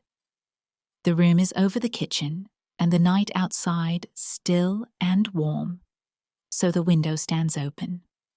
There is very little light about the bedstead, but there is a strange movement there. It seems as if Sir Richard were moving his head rapidly to and fro, with only the slightest possible sound. And now you would guess, so deceptive is the half-darkness, that he had several heads, round and brownish, which move back and forward, even as low as his chest. It is a horrible illusion. Is it nothing more? There. Something drops off the bed with a soft plump, like a kitten, and is out of the window in a flash. Another, 4, and after that, there is quiet again. Thou shalt seek me in the morning, and I shall not be. As with Sir Matthew, so with Sir Richard, dead and black in his bed. A pale and silent party of guests and servants gathered under the window when the news was known. Italian poisoners, popish emissaries, infected air. All these and more guesses were hazarded, and the Bishop of Kilmore looked at the tree, in the fork of whose lower boughs a white tomcat was crouching, looking down the hollow which years had gnawed in the trunk.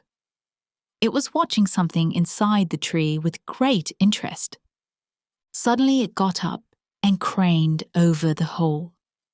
Then a bit of the edge on which it stood gave way, and it went slithering in. Everyone looked up at the noise of the fall.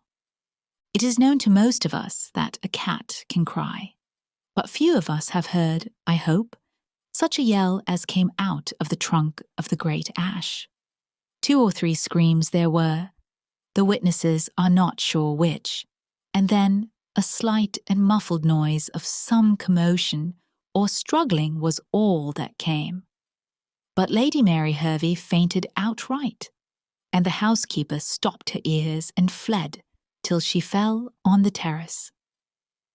The Bishop of Kilmore and Sir William Kentfield stayed, yet even they were daunted, though it was only at the cry of a cat, and Sir William swallowed once or twice before he could say, "There is something more than we know of in that tree, my lord.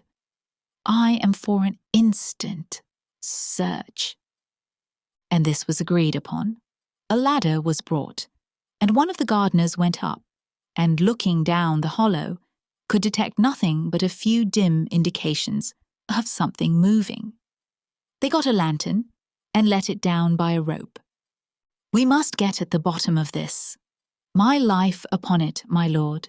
But the secret of these terrible deaths is there." Up went the gardener again with the lantern, and let it down the hole cautiously. They saw the yellow light upon his face as he bent over, and saw his face struck with an incredulous terror and loathing, before he cried out in a dreadful voice and fell back from the ladder, where, happily, he was caught by 2 of the men, letting the lantern fall inside the tree. He was in a dead faint, and it was some time before any word could be got from him. By then, they had something else to look at. The lantern must have broken at the bottom, and the light in it caught upon dry leaves and rubbish that lay there. For in a few minutes a dense smoke began to come up, and then flame. And to be short, the tree was in a blaze. The bystanders made a ring at some yards' distance, and Sir William and the bishop sent men to get what weapons and tools they could. For clearly, whatever might be using the tree as its lair would be forced out by the fire. So it was. First, at the fork, they saw a round body covered with fire, the size of a man's head, appear very suddenly, then seem to collapse and fall back. This 5 or 6 times. Then a similar ball leapt into the air and fell on the grass, where after a moment it lay still. The bishop went as near as he dared to it, and saw what but the remains of an enormous spider, veinous and seared.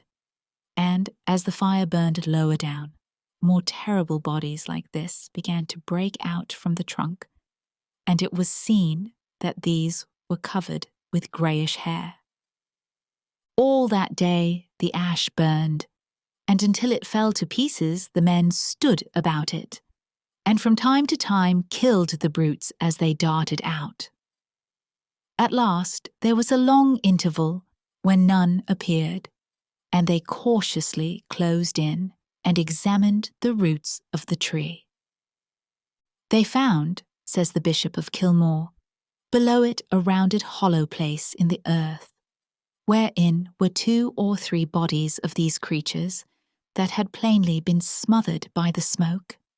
And, what is to me more curious, at the side of this den, against the wall, was crouching the anatomy or skeleton of a human being, with the skin dried upon the bones, having some remains of black hair, which was pronounced by those that examined it to be undoubtedly the body of a woman, and clearly dead for a period of 50 years. Rappaccini's daughter. A young man named Giovanni Guasconti came very long ago from the more southern region of Italy to pursue his studies at the University of Padua. Giovanni, who had but a scanty supply of gold ducats in his pocket, took lodgings in a high and gloomy chamber of an old edifice, which looked not unworthy to have been the palace of a Paduan noble, and which, in fact, exhibited over its entrance the armorial bearings of a family long since extinct. The young stranger, who was not unstudied in the great poem of his country, recollected that one of the ancestors of this family, and perhaps an occupant of this very mansion, had been pictured by Dante as a partaker of the immortal agonies of his Inferno. These reminiscences and associations, together with the tendency to heartbreak natural, to a young man for the first time out of his native sphere, caused Giovanni to sigh heavily as he looked around the desolate and ill-furnished apartment. "Holy Virgin, Signor," cried old Dame Lisabetta, who, won by the youth's remarkable beauty of person, was kindly endeavouring to give the chamber a habitable air. What a sigh was that to come out of a young man's heart! Do you find this old mansion gloomy? For the love of heaven, then, put your head out of the window, and you will see as bright sunshine as you have left in Naples. Guasconti mechanically did as the old woman advised, but could not quite agree with her that the Lombard sunshine was as cheerful as that of southern Italy. Such as it was, however, it fell upon a garden beneath the window, and expended its fostering influences on a variety of plants, which seemed to have been cultivated with exceeding care. "Does this garden belong to the house?" asked Giovanni. "Heaven forbid, signor, unless it were fruitful of better pot herbs than any that grow there now," answered old Lisabetta. "No, that garden is cultivated by the own hands of Signor Giacomo Rappaccini, the famous doctor who, I warrant him, has been heard of as far as Naples. It is said that he distills these plants into medicines that are as potent as a charm. Oftentimes you may see the Signor Doctor at work, and perchance the Signora his daughter too, gathering the strange flowers that grow in the garden." The old woman had now done what she could for the aspect of the chamber, and, commending the young man to the protection of the saints, took her departure. Giovanni still found no better occupation than to look down into the garden beneath his window. From its appearance, he judged it to be one of those botanic gardens which were of earlier date in Padua than elsewhere in Italy or in the world. Or, not improbably, it might once have been the pleasure place of an opulent family, for there was the ruin of a marble fountain in the centre, sculptured with rare art, but so woefully shattered that it was impossible to trace the original design from the chaos of remaining fragments. The water, however, continued to gush and sparkle into the sunbeams as cheerfully as ever. A little gurgling sound ascended to the young man's window and made him feel as if a fountain were an immortal spirit that sung its song unceasingly and without heeding the vicissitudes around it, while one century embodied it in marble and another scattered the perishable garniture on the soil. All about the pool into which the water subsided grew various plants that seemed to require a plentiful supply of moisture for the nourishment of gigantic leaves, and in some instances flowers of gorgeous magnificence.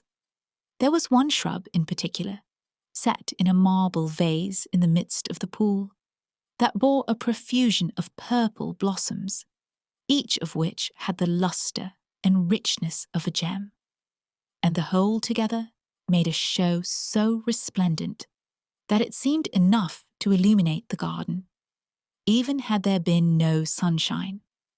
Every portion of the soil was peopled with plants and herbs, which, if less beautiful, still bore tokens of assiduous care, as if all had their individual virtues, known to the scientific mind that fostered them. Some were placed in urns rich with old carving, and others in common garden pots. Some crept serpent-like along the ground, or climbed on high, using whatever means of ascent was offered them. One plant had wreathed itself round a statue of Vertumnus, which was thus quite veiled and shrouded in a drapery of hanging foliage, so happily arranged that it might have served a sculptor for a study. While Giovanni stood at the window, he heard a rustling behind a screen of leaves, and became aware that a person was at work in the garden. His figure soon emerged into view, and showed itself to be that of no common labourer, but a tall, emaciated, sallow and sickly-looking man, dressed in a scholar's garb of black. He was beyond the middle term of life, with grey hair and a thin grey beard, and a face singularly marked with intellect and cultivation, but which could never, even in his more youthful days, have expressed much warmth of heart. Nothing could exceed the intentness with which this scientific gardener examined every shrub which grew in his path. It seemed as if he was looking into their inmost nature, making observations in regard to their creative essence, and discovering why one leaf grew in this shape and another in that, and wherefore such and such flowers differed among themselves in hue and perfume. Nevertheless, in spite of the deep intelligence on his part, there was no approach to intimacy between himself and these vegetable existences. On the contrary, he avoided their actual touch, or the direct inhaling of their odours with a caution that impressed Giovanni most disagreeably.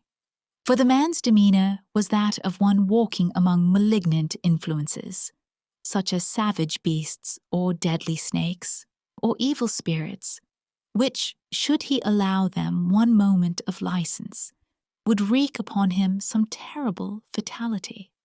It was strangely frightful to the young man's imagination to see this air of insecurity in a person cultivating a garden, that most simple and innocent of human toils, and which had been alike the joy and labour of the unfallen parents of the race. Was this garden, then, the Eden of the present world? And this man, with such a perception of harm in what his own hands caused to grow? Was he the Adam? The distrustful gardener, while plucking away the dead leaves or pruning the too luxuriant growth of the shrubs, defended his hands with a pair of thick gloves, nor were these his only armour. When, in his walk through the garden, he came to the magnificent plant that hung its purple gems beside the marble fountain, he placed a kind of mask over his mouth and nostrils, as if all this beauty did but conceal a deadlier malice. But finding his task still too dangerous, he drew back, removed the mask, and called loudly, but in the infirm voice of a person affected with inward disease, "Beatrice! Beatrice! Here am I, my father. What would you?"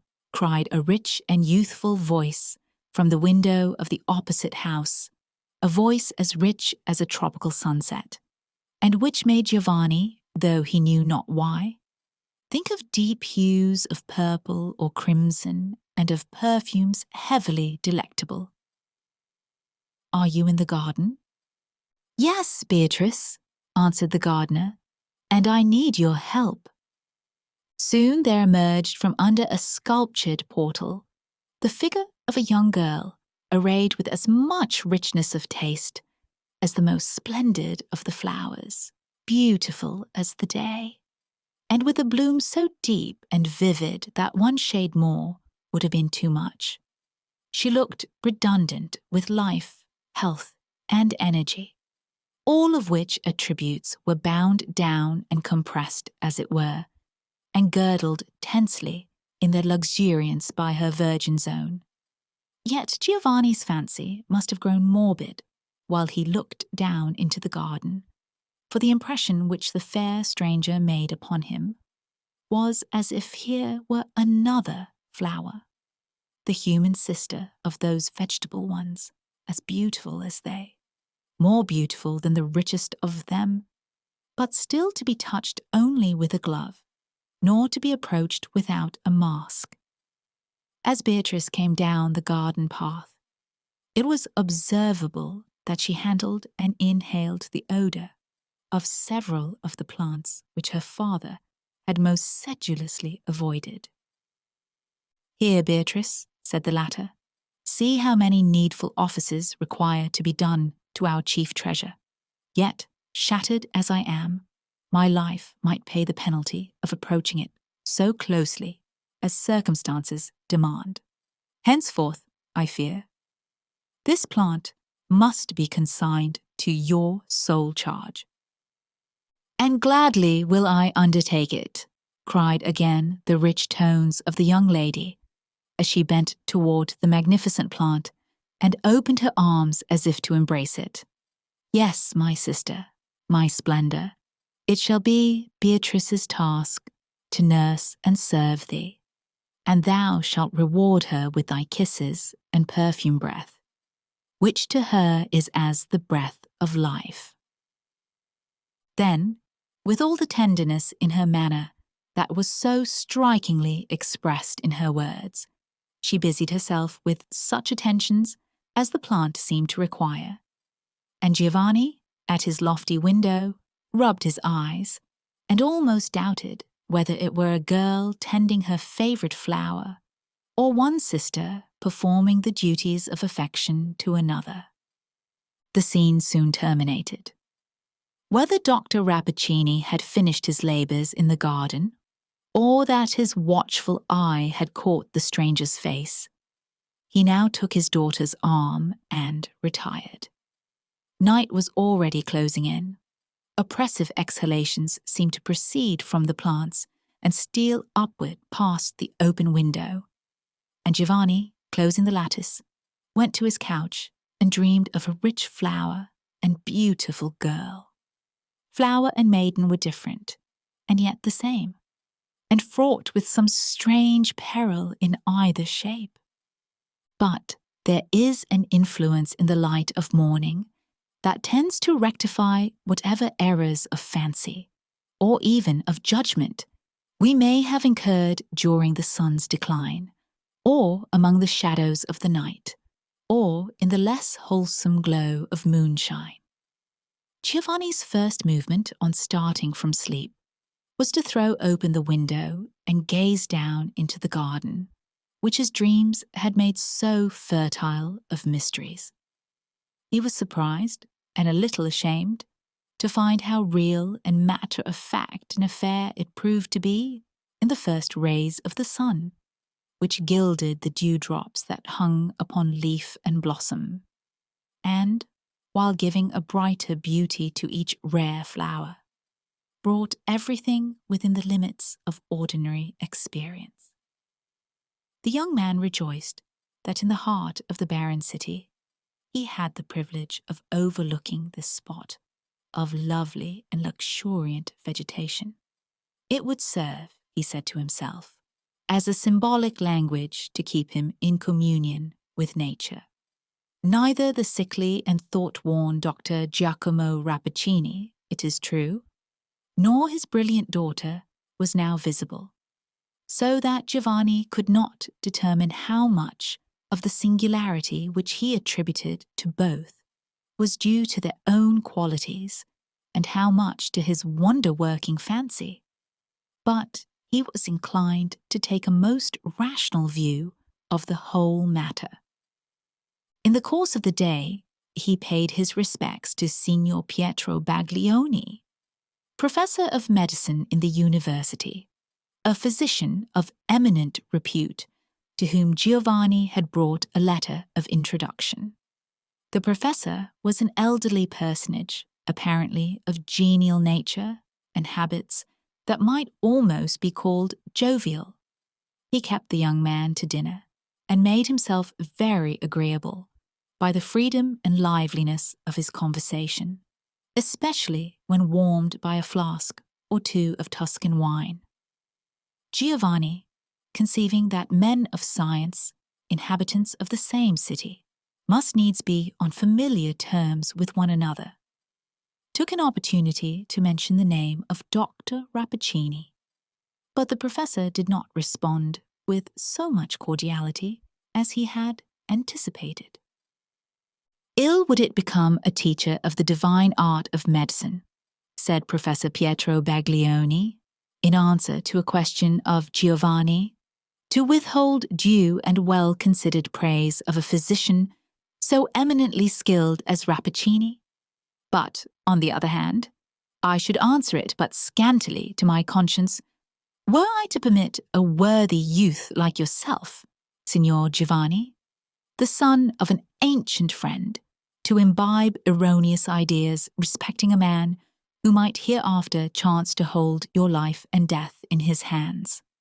The truth is, our worshipful Dr. Rappaccini has as much science as any member of the faculty, with perhaps one single exception, in Padua or all Italy, but there are certain grave objections to his professional character.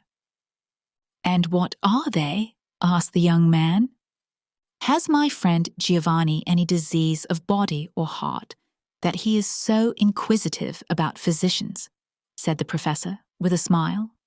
But as for Rappaccini, it is said of him, and I, who know the man well, can answer for its truth, that he cares infinitely more for science than for mankind.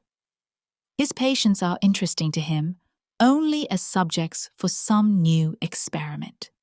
He would sacrifice human life, his own among the rest, or whatever else was dearest to him, for the sake of adding so much as a grain of mustard seed to the great heap of his accumulated knowledge. "Methinks he is an awful man indeed," remarked Guasconti, mentally recalling the cold and purely intellectual aspect of Rappaccini. "And yet, worshipful Professor, is it not a noble spirit? Are there many men capable of so spiritual a love of science?" "God forbid," answered the Professor, somewhat testily. "At least, unless they take sounder views of the healing art than those adopted by Rappaccini. It is his theory that all medicinal virtues are comprised within those substances which we term vegetable poisons. These he cultivates with his own hands, and is said even to have produced new varieties of poison, more horribly deleterious than nature, without the assistance of this learned person, would ever have plagued the world with. That the Signor Doctor does less mischief than might be expected with such dangerous substances is undeniable. Now and then, it must be owned, he has effected, or seemed to effect, a marvellous cure. But, to tell you my private mind, Signor Giovanni, he should receive little credit for such instances of success, they being probably the work of chance, but should be held strictly accountable for his failures, which may justly be considered his own work. The youth might have taken Baglioni's opinions with many grains of allowance, had he known that there was a professional warfare of long continuance between him and Dr. Rappaccini, in which the latter was generally thought to have gained the advantage. If the reader be inclined to judge for himself, we refer him to certain black-letter tracts on both sides, preserved in the medical department of the University of Padua. "I know not, most learned Professor," returned Giovanni, after musing on what had been said of Rappaccini's exclusive zeal for science. "I know not how dearly this physician may love his art, but surely there is one object more dear to him. He has a daughter." "Aha!" cried the Professor with a laugh. "So now our friend Giovanni's secret is out. You have heard of this daughter, whom all the young men in Padua are wild about, though not half a dozen have ever had the good hap to see her face. I know little of the Signora Beatrice, save that Rappaccini is said to have instructed her deeply in his science, and that, young and beautiful as fame reports her, she is already qualified to fill a professor's chair. Perchance her father destines her for mine. Other absurd rumours there be, not worth talking about or listening to. So now, Signor Giovanni, drink off your glass of La Crema." Guasconti returned to his lodgings, somewhat heated with the wine he had quaffed, and which caused his brain to swim with strange fantasies in reference to Dr. Rappaccini and the beautiful Beatrice. On his way, happening to pass by a florist's, he bought a fresh bouquet of flowers. Ascending to his chamber, he seated himself near the window, but within the shadow, thrown by the depth of the wall, so that he could look down into the garden with little risk of being discovered. All beneath his eye was a solitude. The strange plants were basking in the sunshine, and now and then nodding gently to one another, as if in acknowledgement of sympathy and kindred. In the midst, by the shattered fountain, grew the magnificent shrub, with its purple gems clustering all over it. They glowed in the air and gleamed back again out of the depths of the pool, which thus seemed to overflow with coloured radiance from the rich reflection that was steeped in it. At first, as we have said, the garden was a solitude. Soon, however, as Giovanni had half hoped, half feared, would be the case, a figure appeared beneath the antique sculptured portal and came down between the rows of plants, inhaling their various perfumes, as if she were one of those beings of old classic fable that lived upon sweet odours. On again beholding Beatrice, the young man was even startled to perceive how much her beauty exceeded his recollection of it. So brilliant, so vivid in its character, that she glowed amid the sunlight, and, as Giovanni whispered to himself, positively illuminated the more shadowy intervals of the garden path. Her face being now more revealed than on the former occasion, he was struck by its expression of simplicity and sweetness, qualities that had not entered into his idea of her character, and which made him ask anew what manner of mortal she might be.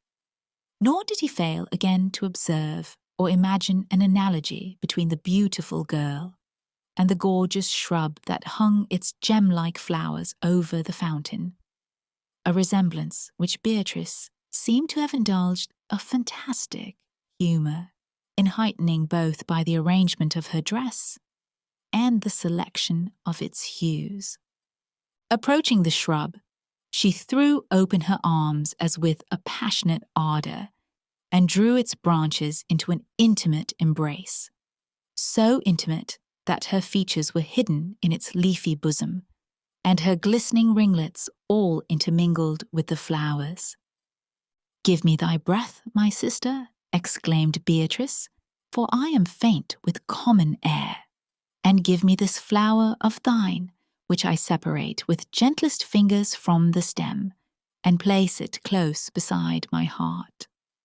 With these words, the beautiful daughter of Rappaccini plucked one of the richest blossoms of the shrub, and was about to fasten it in her bosom. But now, unless Giovanni's draughts of wine had bewildered his senses, a singular incident occurred. A small orange-coloured reptile of the lizard or chameleon species chanced to be creeping along the path just at the feet of Beatrice. It appeared to Giovanni, but at the distance from which he gazed, he could scarcely have seen anything so minute. It appeared to him, however, that a drop or two of moisture from the broken stem of the flower descended upon the lizard's head. For an instant, the reptile contorted itself violently and then lay motionless in the sunshine. Beatrice observed this remarkable phenomenon and crossed herself sadly, but without surprise, nor did she therefore hesitate to arrange the fatal flower in her bosom. There it blushed, and almost glimmered with the dazzling effect of a precious stone, adding to her dress and aspect the one appropriate charm which nothing else in the world could have supplied. But Giovanni, out of the shadow of his window, bent forward and shrank back, and murmured and trembled. "Am I awake? Have I my senses?" said he to himself. "What is this being? Beautiful shall I call her, or inexpressibly terrible?" Beatrice now strayed carelessly through the garden, approaching closer beneath Giovanni's window, so that he was compelled to thrust his head quite out of its concealment in order to gratify the intense and painful curiosity which she excited. At this moment, there came a beautiful insect over the garden wall. It had perhaps wandered through the city and found no flowers nor verdure among those antique haunts of men, until the heavy perfumes of Dr. Rappaccini's shrubs had lured it from afar. Without alighting on the flowers, This winged brightness seemed to be attracted by Beatrice, and lingered in the air and fluttered about her head. Now, here it could not be but that Giovanni Guasconti's eyes deceived him. Be that as it might, he fancied that while Beatrice was gazing at the insect with childish delight, it grew faint and fell at her feet. Its bright wings shivered. It was dead, from no cause that he could discern, unless it were the atmosphere of her breath. Again, Beatrice crossed herself and sighed heavily as she bent over the dead insect. An impulsive movement of Giovanni drew her eyes to the window. There she beheld the beautiful head of the young man, rather a Grecian than an Italian head, with fair, regular features and a glistening of gold among his ringlets, gazing down upon her like a being that hovered in mid-air. Scarcely knowing what he did, Giovanni threw down the bouquet which he had hitherto held in his hand. "Signora," said he, "there are pure and healthful flowers. Wear them for the sake of Giovanni Guasconti." "Thanks, signor," replied Beatrice, with her rich voice, that came forth as it were like a gush of music, and with a mirthful expression, half childish and half womanlike. "I accept your gift, and would fain recompense it with this precious purple flower. But if I toss it into the air, it will not reach you. So Signor Guasconti must even content himself with my thanks." She lifted the bouquet from the ground, and then, as if inwardly ashamed at having stepped aside from her maidenly reserve to respond to a stranger's greeting, passed swiftly homeward through the garden. But, few as the moments were, it seemed to Giovanni, when she was on the point of vanishing beneath the sculptured portal, that his beautiful bouquet was already beginning to wither in her grasp. It was an idle thought. There could be no possibility of distinguishing a faded flower from a fresh one at so great a distance. For many days after this incident, the young man avoided the window that looked into Dr. Rappaccini's garden, as if something ugly and monstrous would have blasted his eyesight had he been betrayed into a glance. He felt conscious of having put himself, to a certain extent, within the influence of an unintelligible power, by the communication which he had opened with Beatrice. The wisest course would have been, if his heart were in any real danger, to quit his lodgings, and Padua itself at once. The next wiser, to have accustomed himself as far as possible to the familiar and daylight view of Beatrice, thus bringing her rigidly and systematically within the limits of ordinary experience. Least of all, while avoiding her sight, should Giovanni have remained so near this extraordinary being that the proximity and possibility even of intercourse should give a kind of substance and reality to the wild vagaries which his imagination ran riot continually in producing. Guasconti had not a deep heart, or, at all events, its depths were not sounded now, but he had a quick fancy and an ardent southern temperament which rose every instant to a higher fever pitch. Whether or no Beatrice possessed those terrible attributes, that fatal breath, the affinity with those so beautiful and deadly flowers, which were indicated by what Giovanni had witnessed, she had at least instilled a fierce and subtle poison into his system. It was not love, although her rich beauty was a madness to him, nor horror, even while he fancied her spirit to be imbued with the same baneful essence that seemed to pervade her physical frame, but a wild offspring of both love and horror, that had each parent in it and burned like one and shivered like the other. Giovanni knew not what to dread. Still less did he know what to hope, yet hope and dread kept a continual warfare in his breast, alternately vanquishing one another and starting up afresh to renew the contest. Blessed are all simple emotions, be they dark or bright. It is the lurid intermixture of the two that produces the illuminating blaze of the infernal regions.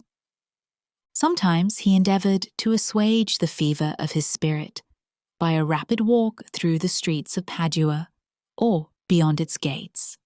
His footsteps kept time with the throbbings of his brain, so that the walk was apt to accelerate itself to a race. One day he found himself arrested. His arm was seized by a portly personage who had turned back on recognizing the young man and expended much breath in overtaking him. "Signor Giovanni, stay, my young friend," cried he. "Have you forgotten me? That might well be the case if I were as much altered as yourself." It was Baglioni, whom Giovanni had avoided ever since their first meeting, from a doubt that the professor's sagacity would look too deeply into his secrets.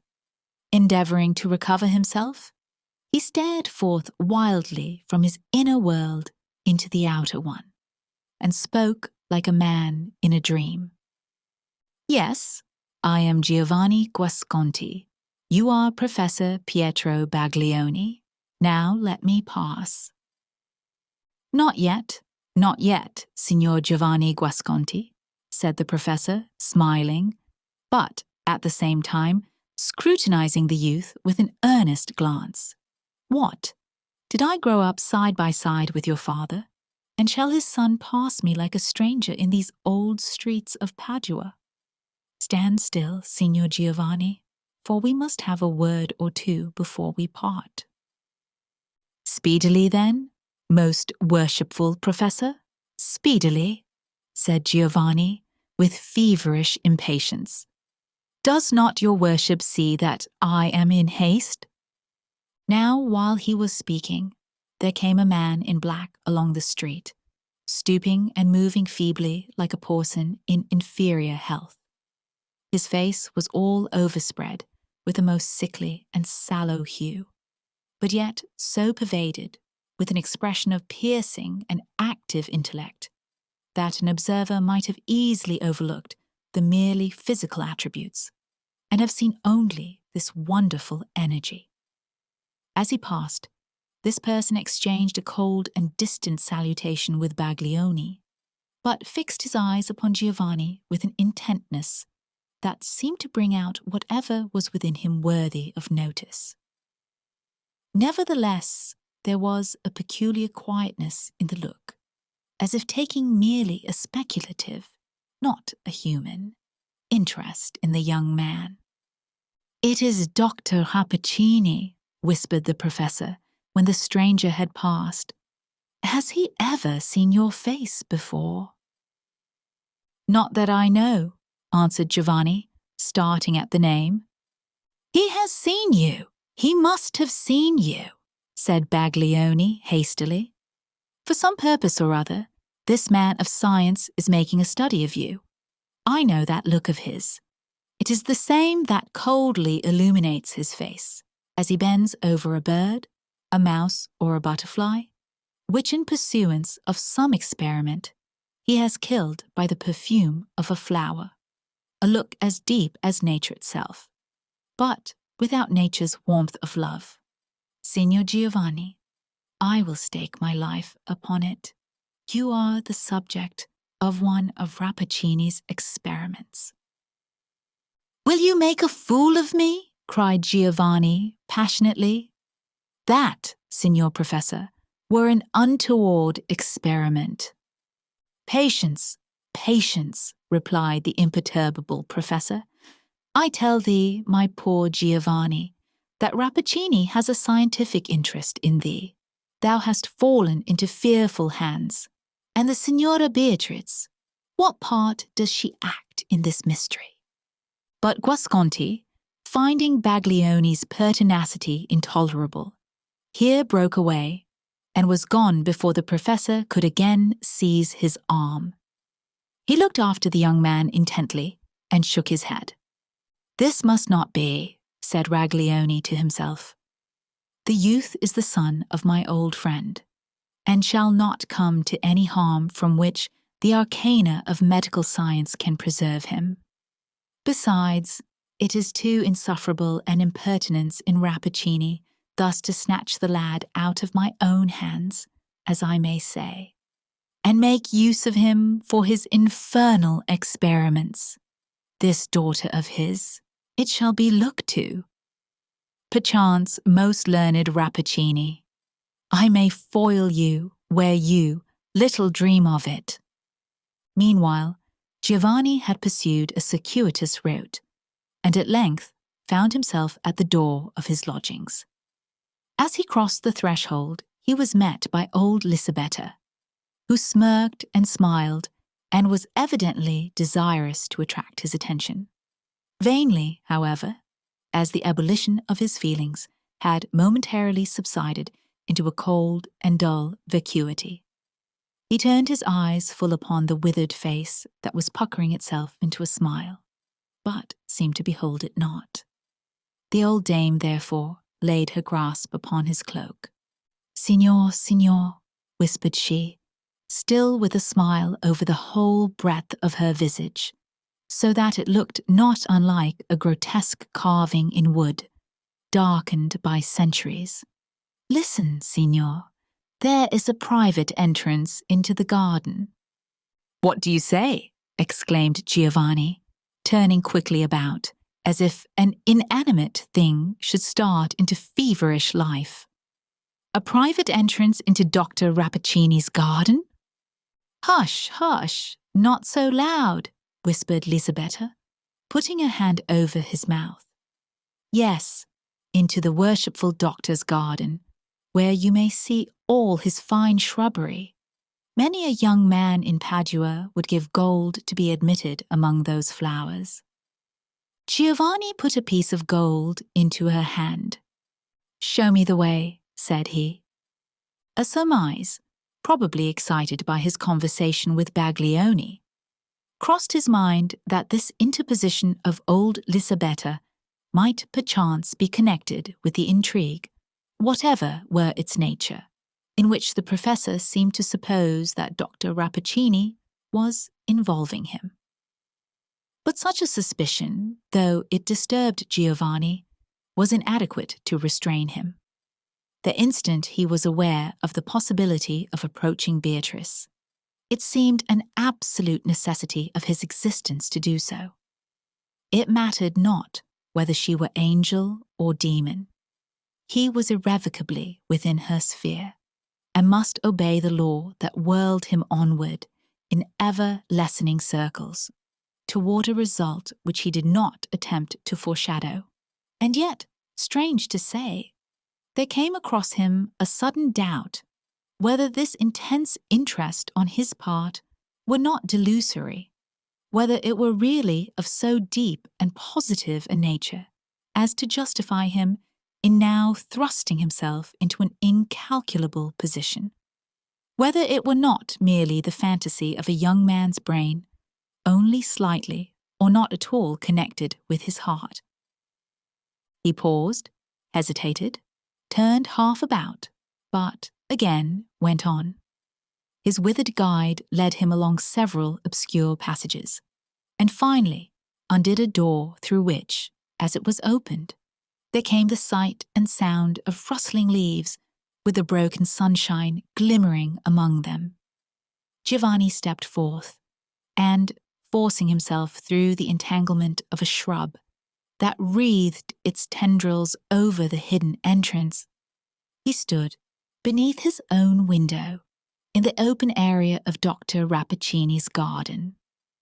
How often is it the case that when impossibilities have come to pass, and dreams have condensed their misty substance into tangible realities, we find ourselves calm and even coldly self-possessed, amid circumstances which it would have been a delirium of joy or agony to anticipate. Fate delights to thwart us thus. Passion will choose his own time to rush upon the scene, and lingers sluggishly behind when an appropriate adjustment of events would seem to summon his appearance. So was it now with Giovanni. Day after day, his pulses had throbbed with feverish blood at the improbable idea of an interview with Beatrice, and of standing with her face to face in this very garden, basking in the oriental sunshine of her beauty, and snatching from her full gaze the mystery which he deemed the riddle of his own existence. But now there was a singular and untimely equanimity within his breast. He threw a glance around the garden to discover if Beatrice or her father were present, and perceiving that he was alone, began a critical observation of the plants. The aspect of one and all of them dissatisfied him. Their gorgeousness seemed fierce, passionate, and even unnatural. There was hardly an individual shrub which a wanderer straying by himself through a forest would not have been startled to find growing wild, as if an unearthly face had glared at him out of the thicket.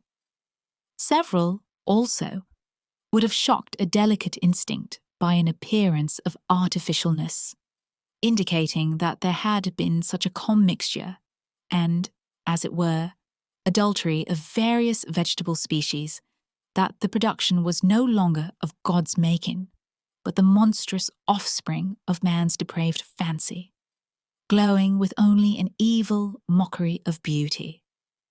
They were probably the result of experiment, which, in one or two cases, had succeeded in mingling plants individually lovely into a compound, possessing the questionable and ominous character that distinguished the whole growth of the garden.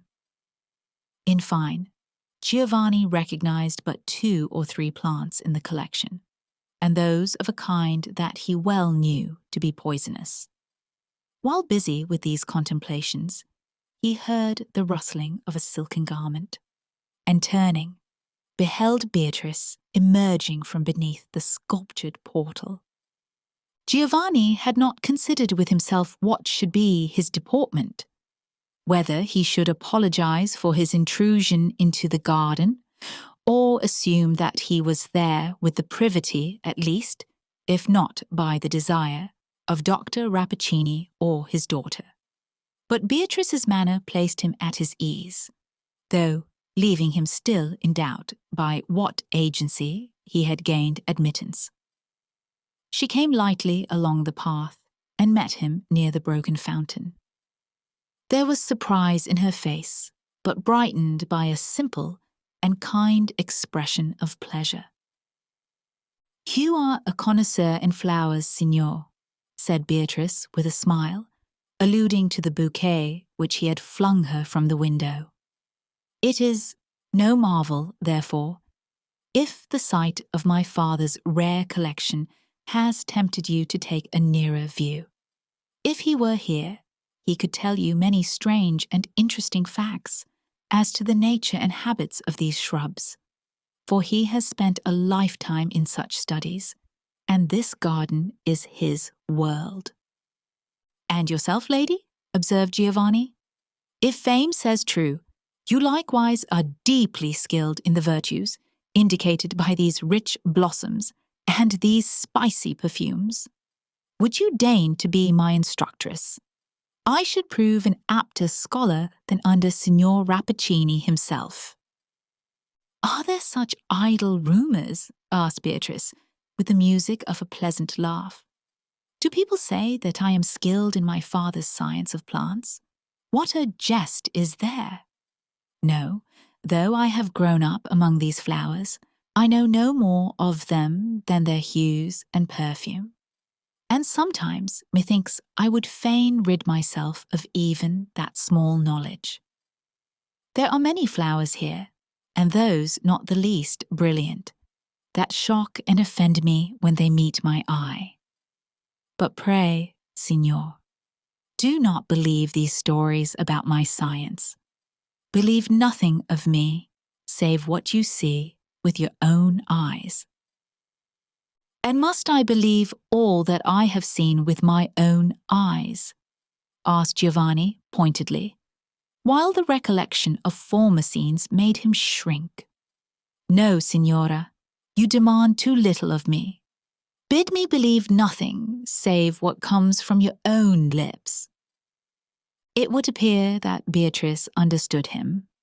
There came a deep flush to her cheek, but she looked full into Giovanni's eyes and responded to his gaze of uneasy suspicion with a queen-like haughtiness. I do so bid you, signor, she replied. Forget whatever you may have fancied in regard to me. If true to the outward senses, still, it may be false in its essence. But the words of Beatrice Rappaccini's lips are true from the heart outward. Those you may believe. A fervour glowed in her whole aspect and beamed upon Giovanni's consciousness like the light of truth itself.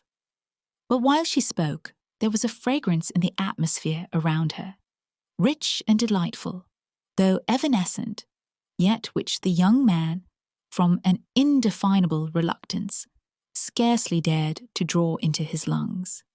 It might be the odour of the flowers. Could it be Beatrice's breath, which thus embalmed her words with a strange richness, as if by steeping them in her heart? A faintness passed like a shadow over Giovanni and flitted away. He seemed to gaze through the beautiful girl's eyes into her transparent soul, and felt no more doubt or fear. The tinge of passion that had coloured Beatrice's manner vanished. She became gay and appeared to derive a pure delight from her communion with the youth, not unlike what the maiden of a lonely island might have felt, conversing with a voyager from the civilized world. Evidently, her experience of life had been confined within the limits of that garden. She talked now about matters as simple as the daylight or summer clouds, and now asked questions in reference to the city, or Giovanni's distant home, his friends, his mother, and his sisters. Questions indicating such seclusion and such lack of familiarity with modes and forms that Giovanni responded as if to an infant. Her spirit gushed out before him like a fresh rill that was just catching its first glimpse of the sunlight and wondering at the reflections of earth and sky which were flung into its bosom.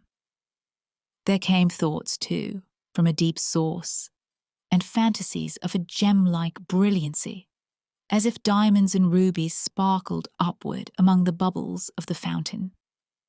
Ever and anon there gleamed across the young man's mind a sense of wonder that he should be walking side by side with the being who had so wrought upon his imagination, whom he had idealized in such hues of terror, in whom he had positively witnessed such manifestations of dreadful attributes, that he should be conversing with Beatrice like a brother, and should find her so human and so maiden-like. But such reflections were only momentary. The effect of her character was too real not to make itself familiar at once. In this free intercourse they had strayed through the garden, and now, after many turns among its avenues, were come to the shattered fountain, beside which grew the magnificent shrub with its treasury of glowing blossoms. A fragrance was diffused from it, which Giovanni recognized as identical with that which he had attributed to Beatrice's breath, but incomparably more powerful. As her eyes fell upon it, Giovanni beheld her press her hand to her bosom, as if her heart were throbbing suddenly and painfully. "For the first time in my life," murmured she, addressing the shrub, "I had forgotten thee." "I remember, signora," said Giovanni, "that you once promised to reward me with one of those living gems for the bouquet which I had the happy boldness to fling to your feet. Permit me now to pluck it as a memorial of this interview." He made a step toward the shrub with extended hand. But Beatrice darted forward, uttering a shriek that went through his heart like a dagger. She caught his hand and drew it back with the whole force of her slender figure. Giovanni felt her touch thrilling through his fibers. "Touch it not," exclaimed she in a voice of agony. "Not for thy life. It is fatal." Then, hiding her face, she fled from him and vanished beneath the sculptured portal. As Giovanni followed her with his eyes, he beheld the emaciated figure and pale intelligence of Dr. Rappaccini, who had been watching the scene, he knew not how long, within the shadow of the entrance. No sooner was Guasconti alone in his chamber than the image of Beatrice came back to his passionate musings, invested with all the witchery that had been gathering around it, ever since his first glimpse of her, and now likewise imbued with the tender warmth of girlish womanhood. She was human. Her nature was endowed with all gentle and feminine qualities. She was worthiest to be worshipped.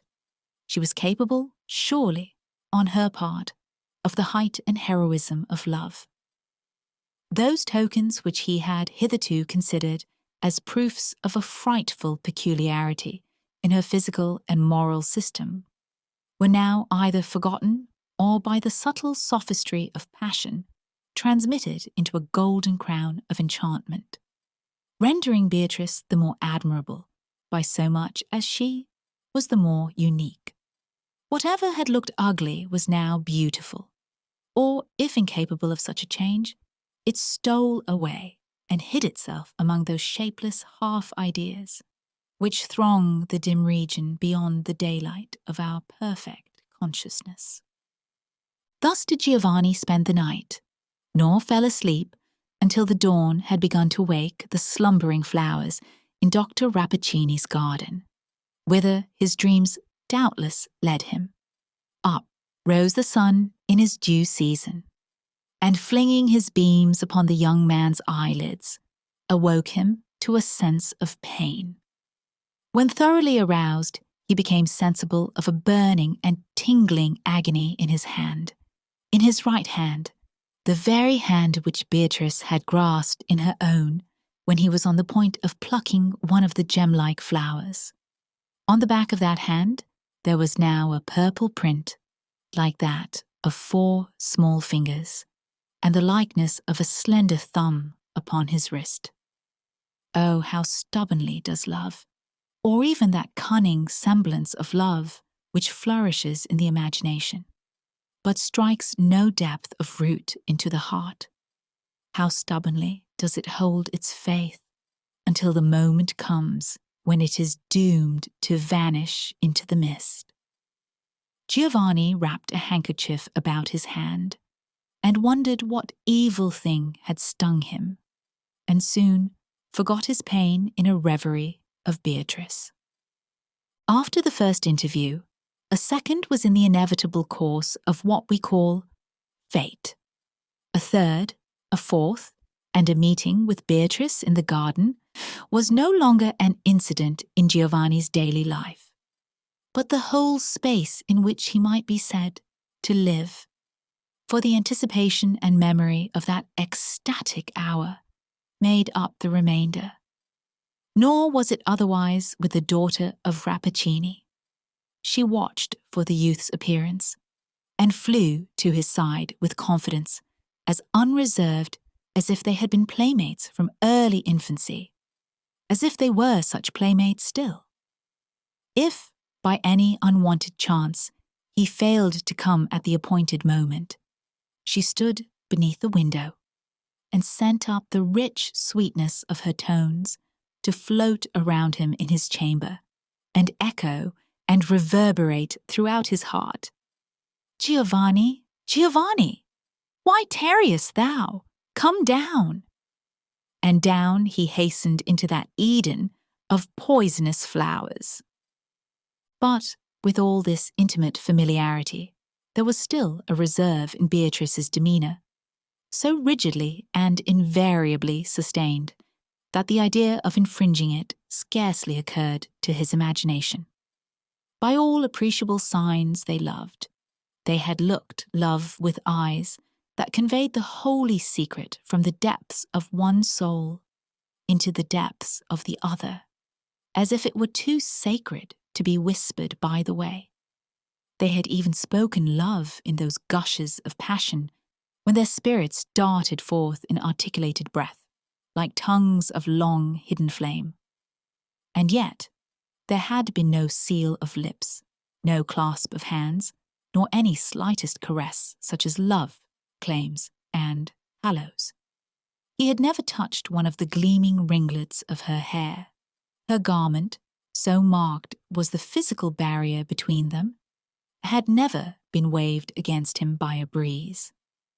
On the few occasions when Giovanni had seemed tempted to overstep the limit, Beatrice grew so sad, so stern, and withal wore such a look of desolate separation shuddering at itself, that not a spoken word was requisite to repel him.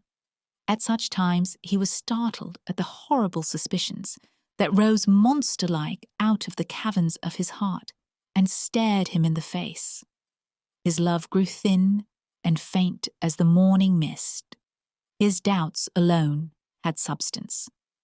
But when Beatrice's face brightened again, after the momentary shadow, she was transformed at once from the mysterious, questionable being whom he had watched with so much awe and horror. She was now the beautiful and unsophisticated girl whom he felt that his spirit knew with a certainty beyond all other knowledge. A considerable time had now passed since Giovanni's last meeting with Baglioni.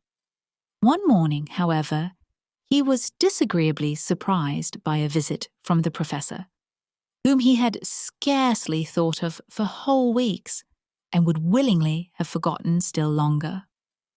Given up, as he had long been, to a pervading excitement, he could tolerate no companions except upon condition of their perfect sympathy with his present state of feeling.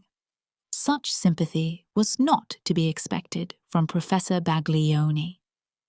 The visitor chatted carelessly for a few moments about the gossip of the city and the university, and then took up another topic.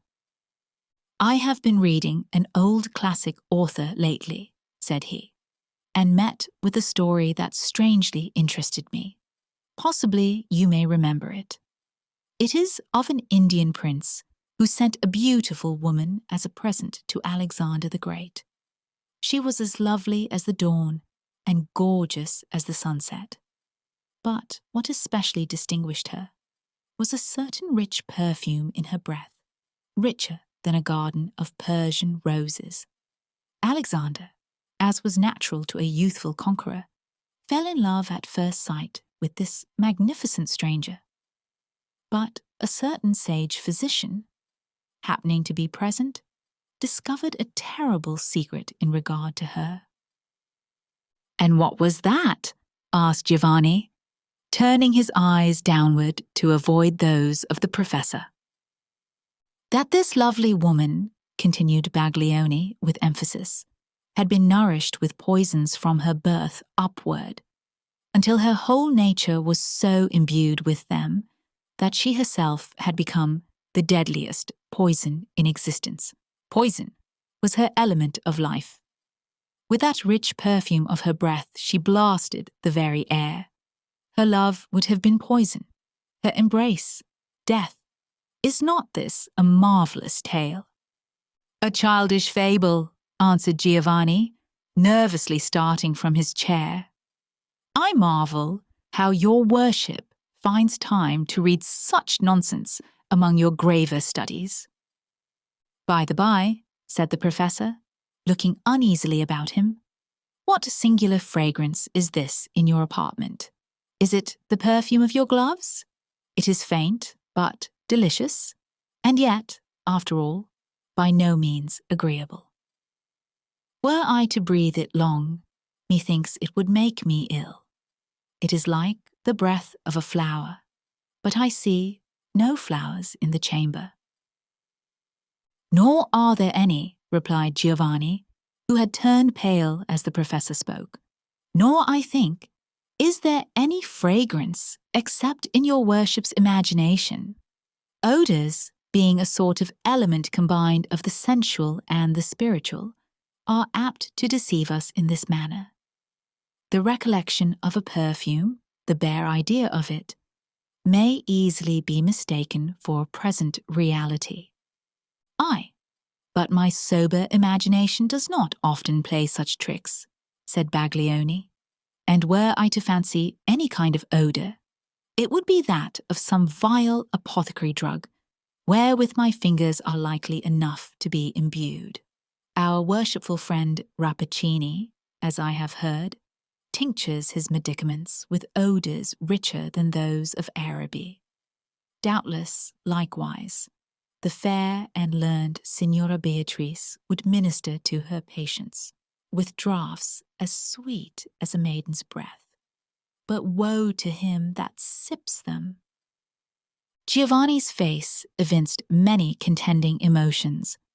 The tone in which the professor alluded to the pure and lovely daughter of Rappaccini was a torture to his soul, and yet the intimation of a view of her character opposite to his own gave instantaneous distinctness to 1,000 dim suspicions which now grinned at him like so many demons.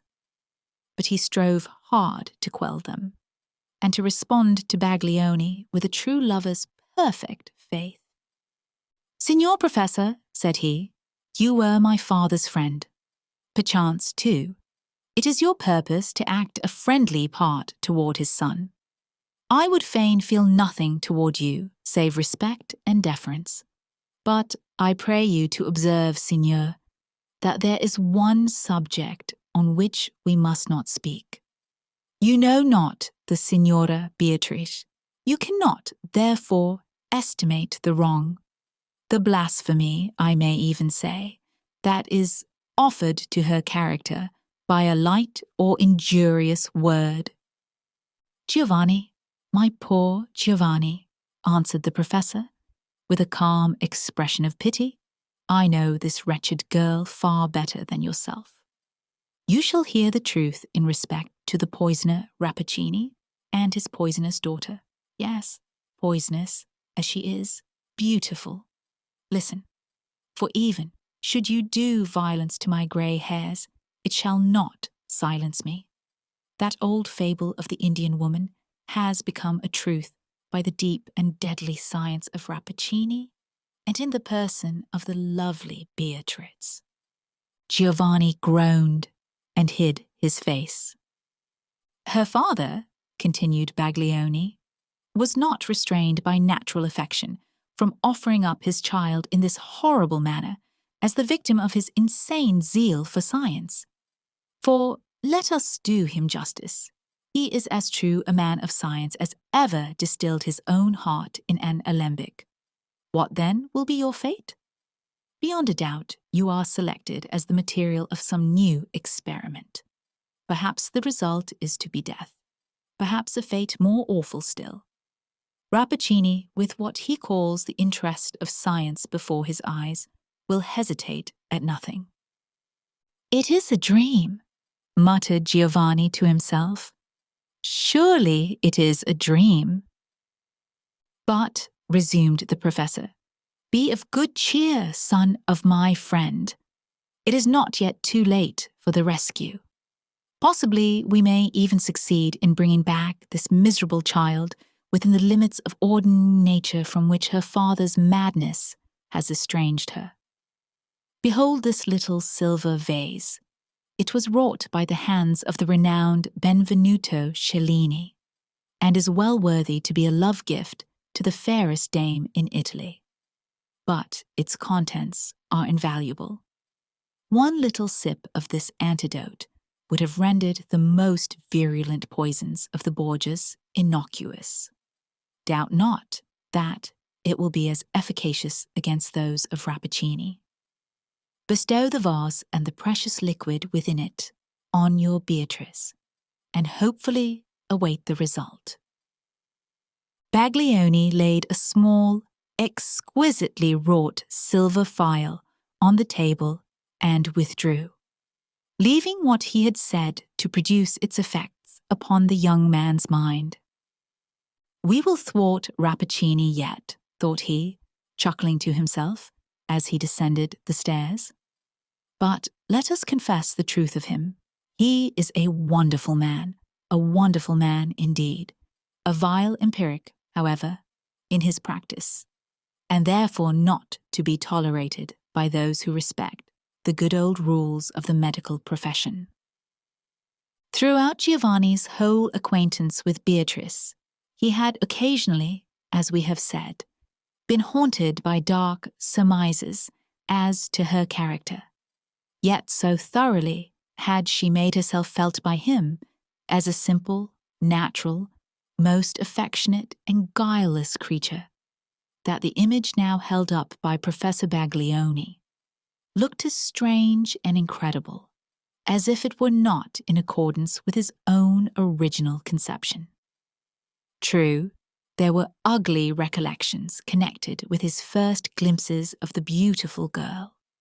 He could not quite forget the bouquet that withered in her grasp, and the insect that perished amid the sunny air by no ostensible agency save the fragrance of her breath.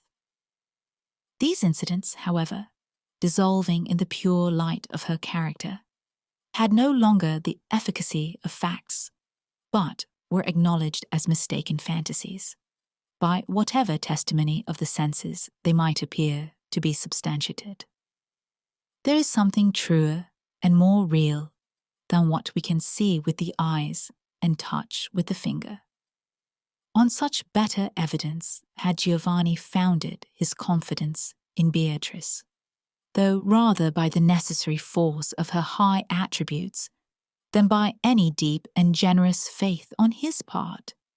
But now his spirit was incapable of sustaining itself at the height to which the early enthusiasm of passion had exalted it. He fell down grovelling among earthly doubts, and defiled therewith the pure whiteness of Beatrice's image. Not that he gave her up, he did but distrust. He resolved to institute some decisive test that should satisfy him once for all whether there were those dreadful peculiarities in her physical nature which could not be supposed to exist without some corresponding monstrosity of soul. His eyes, gazing down afar, might have deceived him as to the lizard, the insect, and the flowers. But if he could witness at the distance of a few paces the sudden blight of one fresh and healthful flower in Beatrice's hand, there would be room for no further question. With this idea, he hastened to the florist's and purchased a bouquet that was still gemmed with the morning dewdrops. It was now the customary hour of his daily interview with Beatrice. Before descending into the garden, Giovanni failed not to look at his figure in the mirror. A vanity to be expected in a beautiful young man, yet as displaying itself at that troubled and feverish moment, the token of a certain shallowness of feeling and insincerity of character. He did gaze, however, and said to himself that his features had never before possessed so rich a grace, nor his eyes such vivacity, nor his cheeks so warm a hue of superabundant life. At least, thought he, her poison has not yet insinuated itself into my system. I am no flower to perish in her grasp. With that thought, he turned his eyes on the bouquet, which he had never once laid aside from his hand. A thrill of indefinable horror shot through his frame on perceiving that those dewy flowers were already beginning to droop. They wore the aspect of things that had been fresh and lovely yesterday. Giovanni grew white as marble and stood motionless before the mirror, staring at his own reflection there as at the likeness of something frightful. He remembered Baglioni's remark about the fragrance that seemed to pervade the chamber. It must have been the poison in his breath. Then he shuddered at himself. Recovering from his stupor, he began to watch with curious eye a spider that was busily at work hanging its web from the antique cornice of the apartment, crossing and recrossing the artful system of interwoven lines, as vigorous and active a spider as ever dangled from an old ceiling. Giovanni bent toward the insect and emitted a deep, long breath. The spider suddenly ceased its toil. The web vibrated with a tremor, originating in the body of the small artisan. Again, Giovanni sent forth a breath, deeper, longer, and imbued with a venomous feeling out of his heart. He knew not whether he were wicked or only desperate. The spider made a convulsive grip with his limbs and hung dead across the window. "Accursed! Accursed!" muttered Giovanni, addressing himself. "Hast thou grown so poisonous that this deadly insect perishes by thy breath?" At that moment, a rich, sweet voice came floating up from the garden. "Giovanni, Giovanni, it is past the hour. Why tarriest thou? Come down." "Yes," muttered Giovanni again. "She is the only being whom my breath may not slay. Would that it might." He rushed down, and in an instant was standing before the bright and loving eyes of Bierce. A moment ago, his wrath and despair had been so fierce that he could have desired nothing so much as to wither her by a glance. But with her actual presence, there came influences which had too real an existence to be at once shaken off, recollections of the delicate and benign power of her feminine nature, which had so often enveloped him in a religious calm, recollections of many a holy and passionate outgush of her heart, when the pure fountain had been unsealed from its depths and made visible in its transparency to his mental eye, recollections which, had Giovanni known how to estimate them, would have assured him that all this ugly mystery was but an earthly illusion, and that, whatever mist of evil might seem to have gathered over her, the real Beatrice was a heavenly angel. Incapable as he was of such high faith, still her presence had not utterly lost its magic. Giovanni's rage was quelled into an aspect of sullen insensibility. Beatrice, with a quick spiritual sense, immediately felt that there was a gulf of blackness between them, which neither he nor she could pass. They walked on together, sad and silent, and came thus to the marble fountain, and to its pool of water on the ground, in the midst of which grew the shrub that bore gem-like blossoms. Giovanni was affrighted at the eager enjoyment, the appetite, as it were, with which he found himself inhaling the fragrance of the flowers. "Beatrice," asked he abruptly, "whence came this shrub?" "My father created it," answered she, with simplicity. "Created it? Created it?" repeated Giovanni. "What mean you, Beatrice?" "He is a man fearfully acquainted with the secrets of nature," replied Beatrice, "and at the hour when I first drew breath, this plant sprang from the soil, the offspring of his science, of his intellect, while I was but his earthly child." "Approach it not," continued she, observing with terror that Giovanni was drawing nearer to the shrub. "It has qualities that you little dream of. But I, dearest Giovanni, I grew up and blossomed with the plant, and was nourished with its breath. It was my sister, and I loved it with a human affection. For, alas, hast thou not suspected it? There was an awful doom. Here Giovanni frowned so darkly upon her that Beatrice paused and trembled. But her faith in his tenderness reassured her, and made her blush that she had doubted for an instant. There was an awful doom, she continued, the effect of my father's fatal love of science, which estranged me from all society of my kind, until heaven sent thee, dearest Giovanni. Oh, how lonely was thy poor Beatrice! Was it a hard doom? Asked Giovanni, fixing his eyes upon her. Only of late have I known how hard it was, answered she, tenderly. Oh, yes, but my heart was torpid, and therefore quiet. Giovanni's rage broke forth from his sullen gloom like a lightning flash out of a dark cloud. Accursed one, cried he, with venomous scorn and anger, and finding thy solitude wearisome, thou hast severed me likewise from all the warmth of life, and enticed me into thy region of unspeakable horror.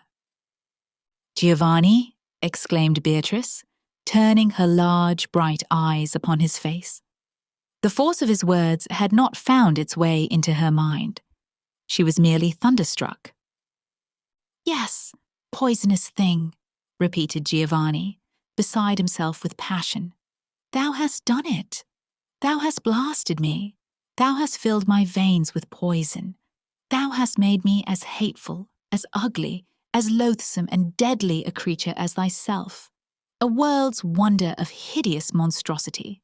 Now, if our breath be, happily, as fatal to ourselves as to all others, let us join our lips in one kiss of unutterable hatred, and so die. What has befallen me? Murmured Beatrice, with a low moan out of her heart.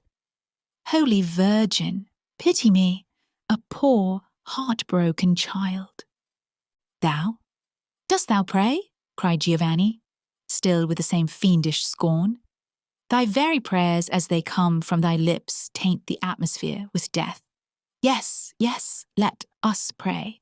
Let us to church and dip our fingers in the holy water at the portal.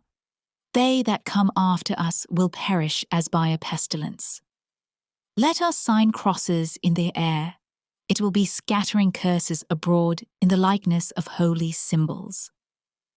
Giovanni, said Beatrice calmly, for her grief was beyond passion, why dost thou join thyself with me thus in those terrible words?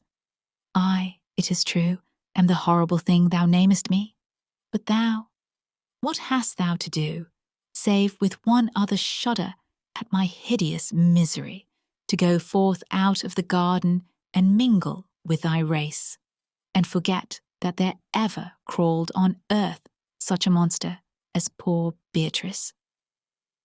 Dost thou pretend ignorance? Asked Giovanni, scowling upon her.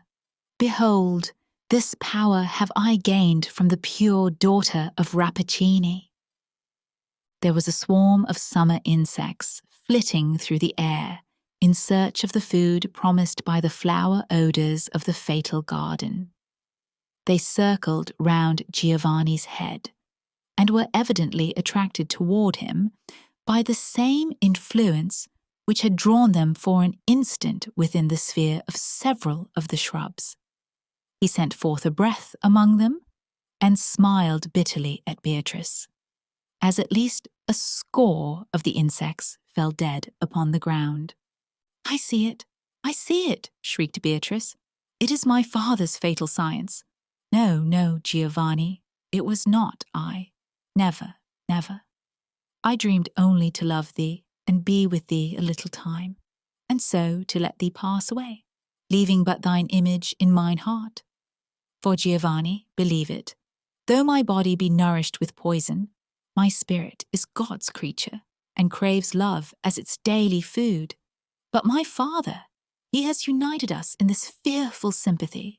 Yes, spurn me, tread upon me, kill me. Oh, what is death, after such words as thine? But it was not I. Not for a world of bliss would I have done it. Giovanni's passion had exhausted itself in its outburst from his lips. There now came across him a sense, mournful and not without tenderness, of the intimate and peculiar relationship between Beatrice and himself. They stood, as it were, in an utter solitude, which would be made none the less solitary by the densest throng of human life. Ought not, then, the desert of humanity around them to press this insulated pair closer together? If they should be cruel to one another, who was there to be kind to them? Besides, thought Giovanni, might there not still be a hope of his returning within the limits of ordinary nature, and leading Beatrice, the redeemed Beatrice, by the hand? Oh, weak and selfish and unworthy spirit, that could dream of an earthly union and earthly happiness as possible, after such deep love had been so bitterly wronged, as was Beatrice's love by Giovanni's blighting words. No, no, there could be no such hope. She must pass heavily with that broken heart across the borders. She must bathe her hurts in some font of paradise, and forget her grief in the light of immortality, and there be well. But Giovanni did not know it. "Dear Beatrice," said he, approaching her, while she shrank away as always at his approach, but now with a different impulse. "Dearest Beatrice, our fate is not yet so desperate. Behold, there is a medicine potent, as a wise physician has assured me, and almost divine in its efficacy. It is composed of ingredients the most opposite to those by which thy awful father has brought this calamity upon thee and me. It is distilled of blessed herbs. Shall we not quaff it together, and thus be purified from evil?" "Give it me," said Beatrice, extending her hand to receive the little silver phial which Giovanni took from his bosom. She added, with a peculiar emphasis, "I will drink, but do thou await the result." She put Baglioni's antidote to her lips, and at the same moment, the figure of Rappaccini emerged from the portal and came slowly toward the marble fountain.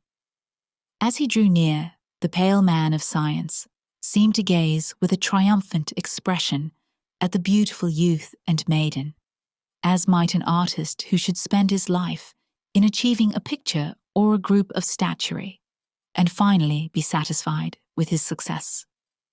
He paused. His bent form grew erect with conscious power. He spread out his hands over them in the attitude of a father imploring a blessing upon his children.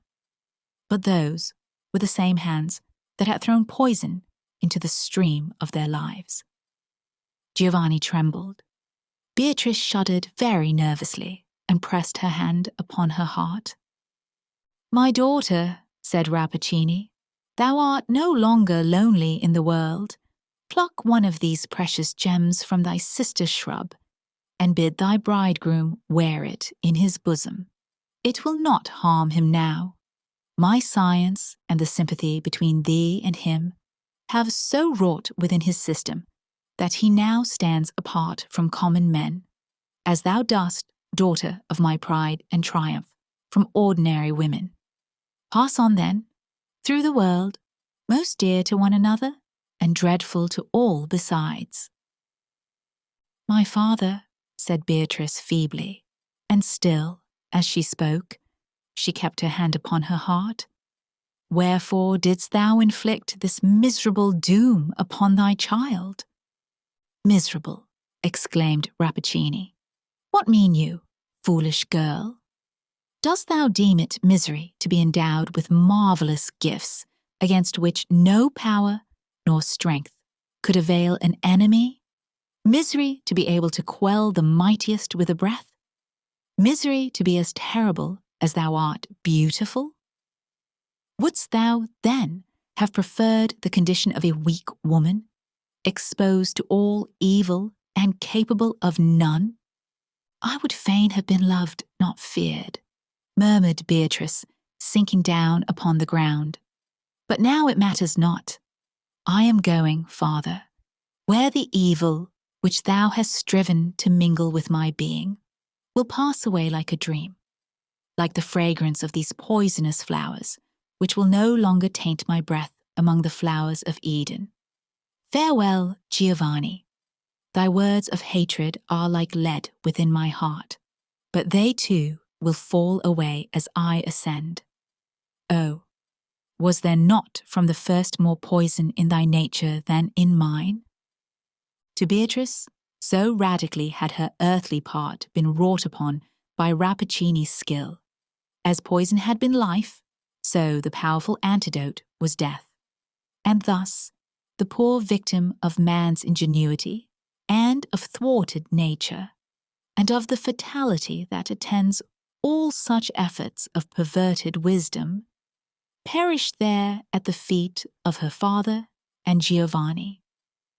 Just at that moment, Professor Pietro Baglioni looked forth from the window and called loudly, in a tone of triumph mixed with horror, to the thunder-stricken man of science, "Rappaccini! Rappaccini! And is this the upshot of your experiment?" If these forgotten tales of deadly blooms and haunted gardens lingered with you tonight, there are many more waiting to be rediscovered.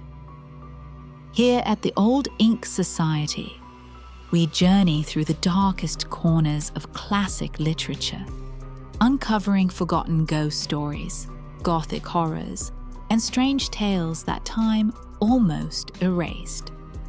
If you're not quite ready to leave the shadows, I've chosen another story for you on screen now. Until next time, sleep well and be careful what you allow to grow.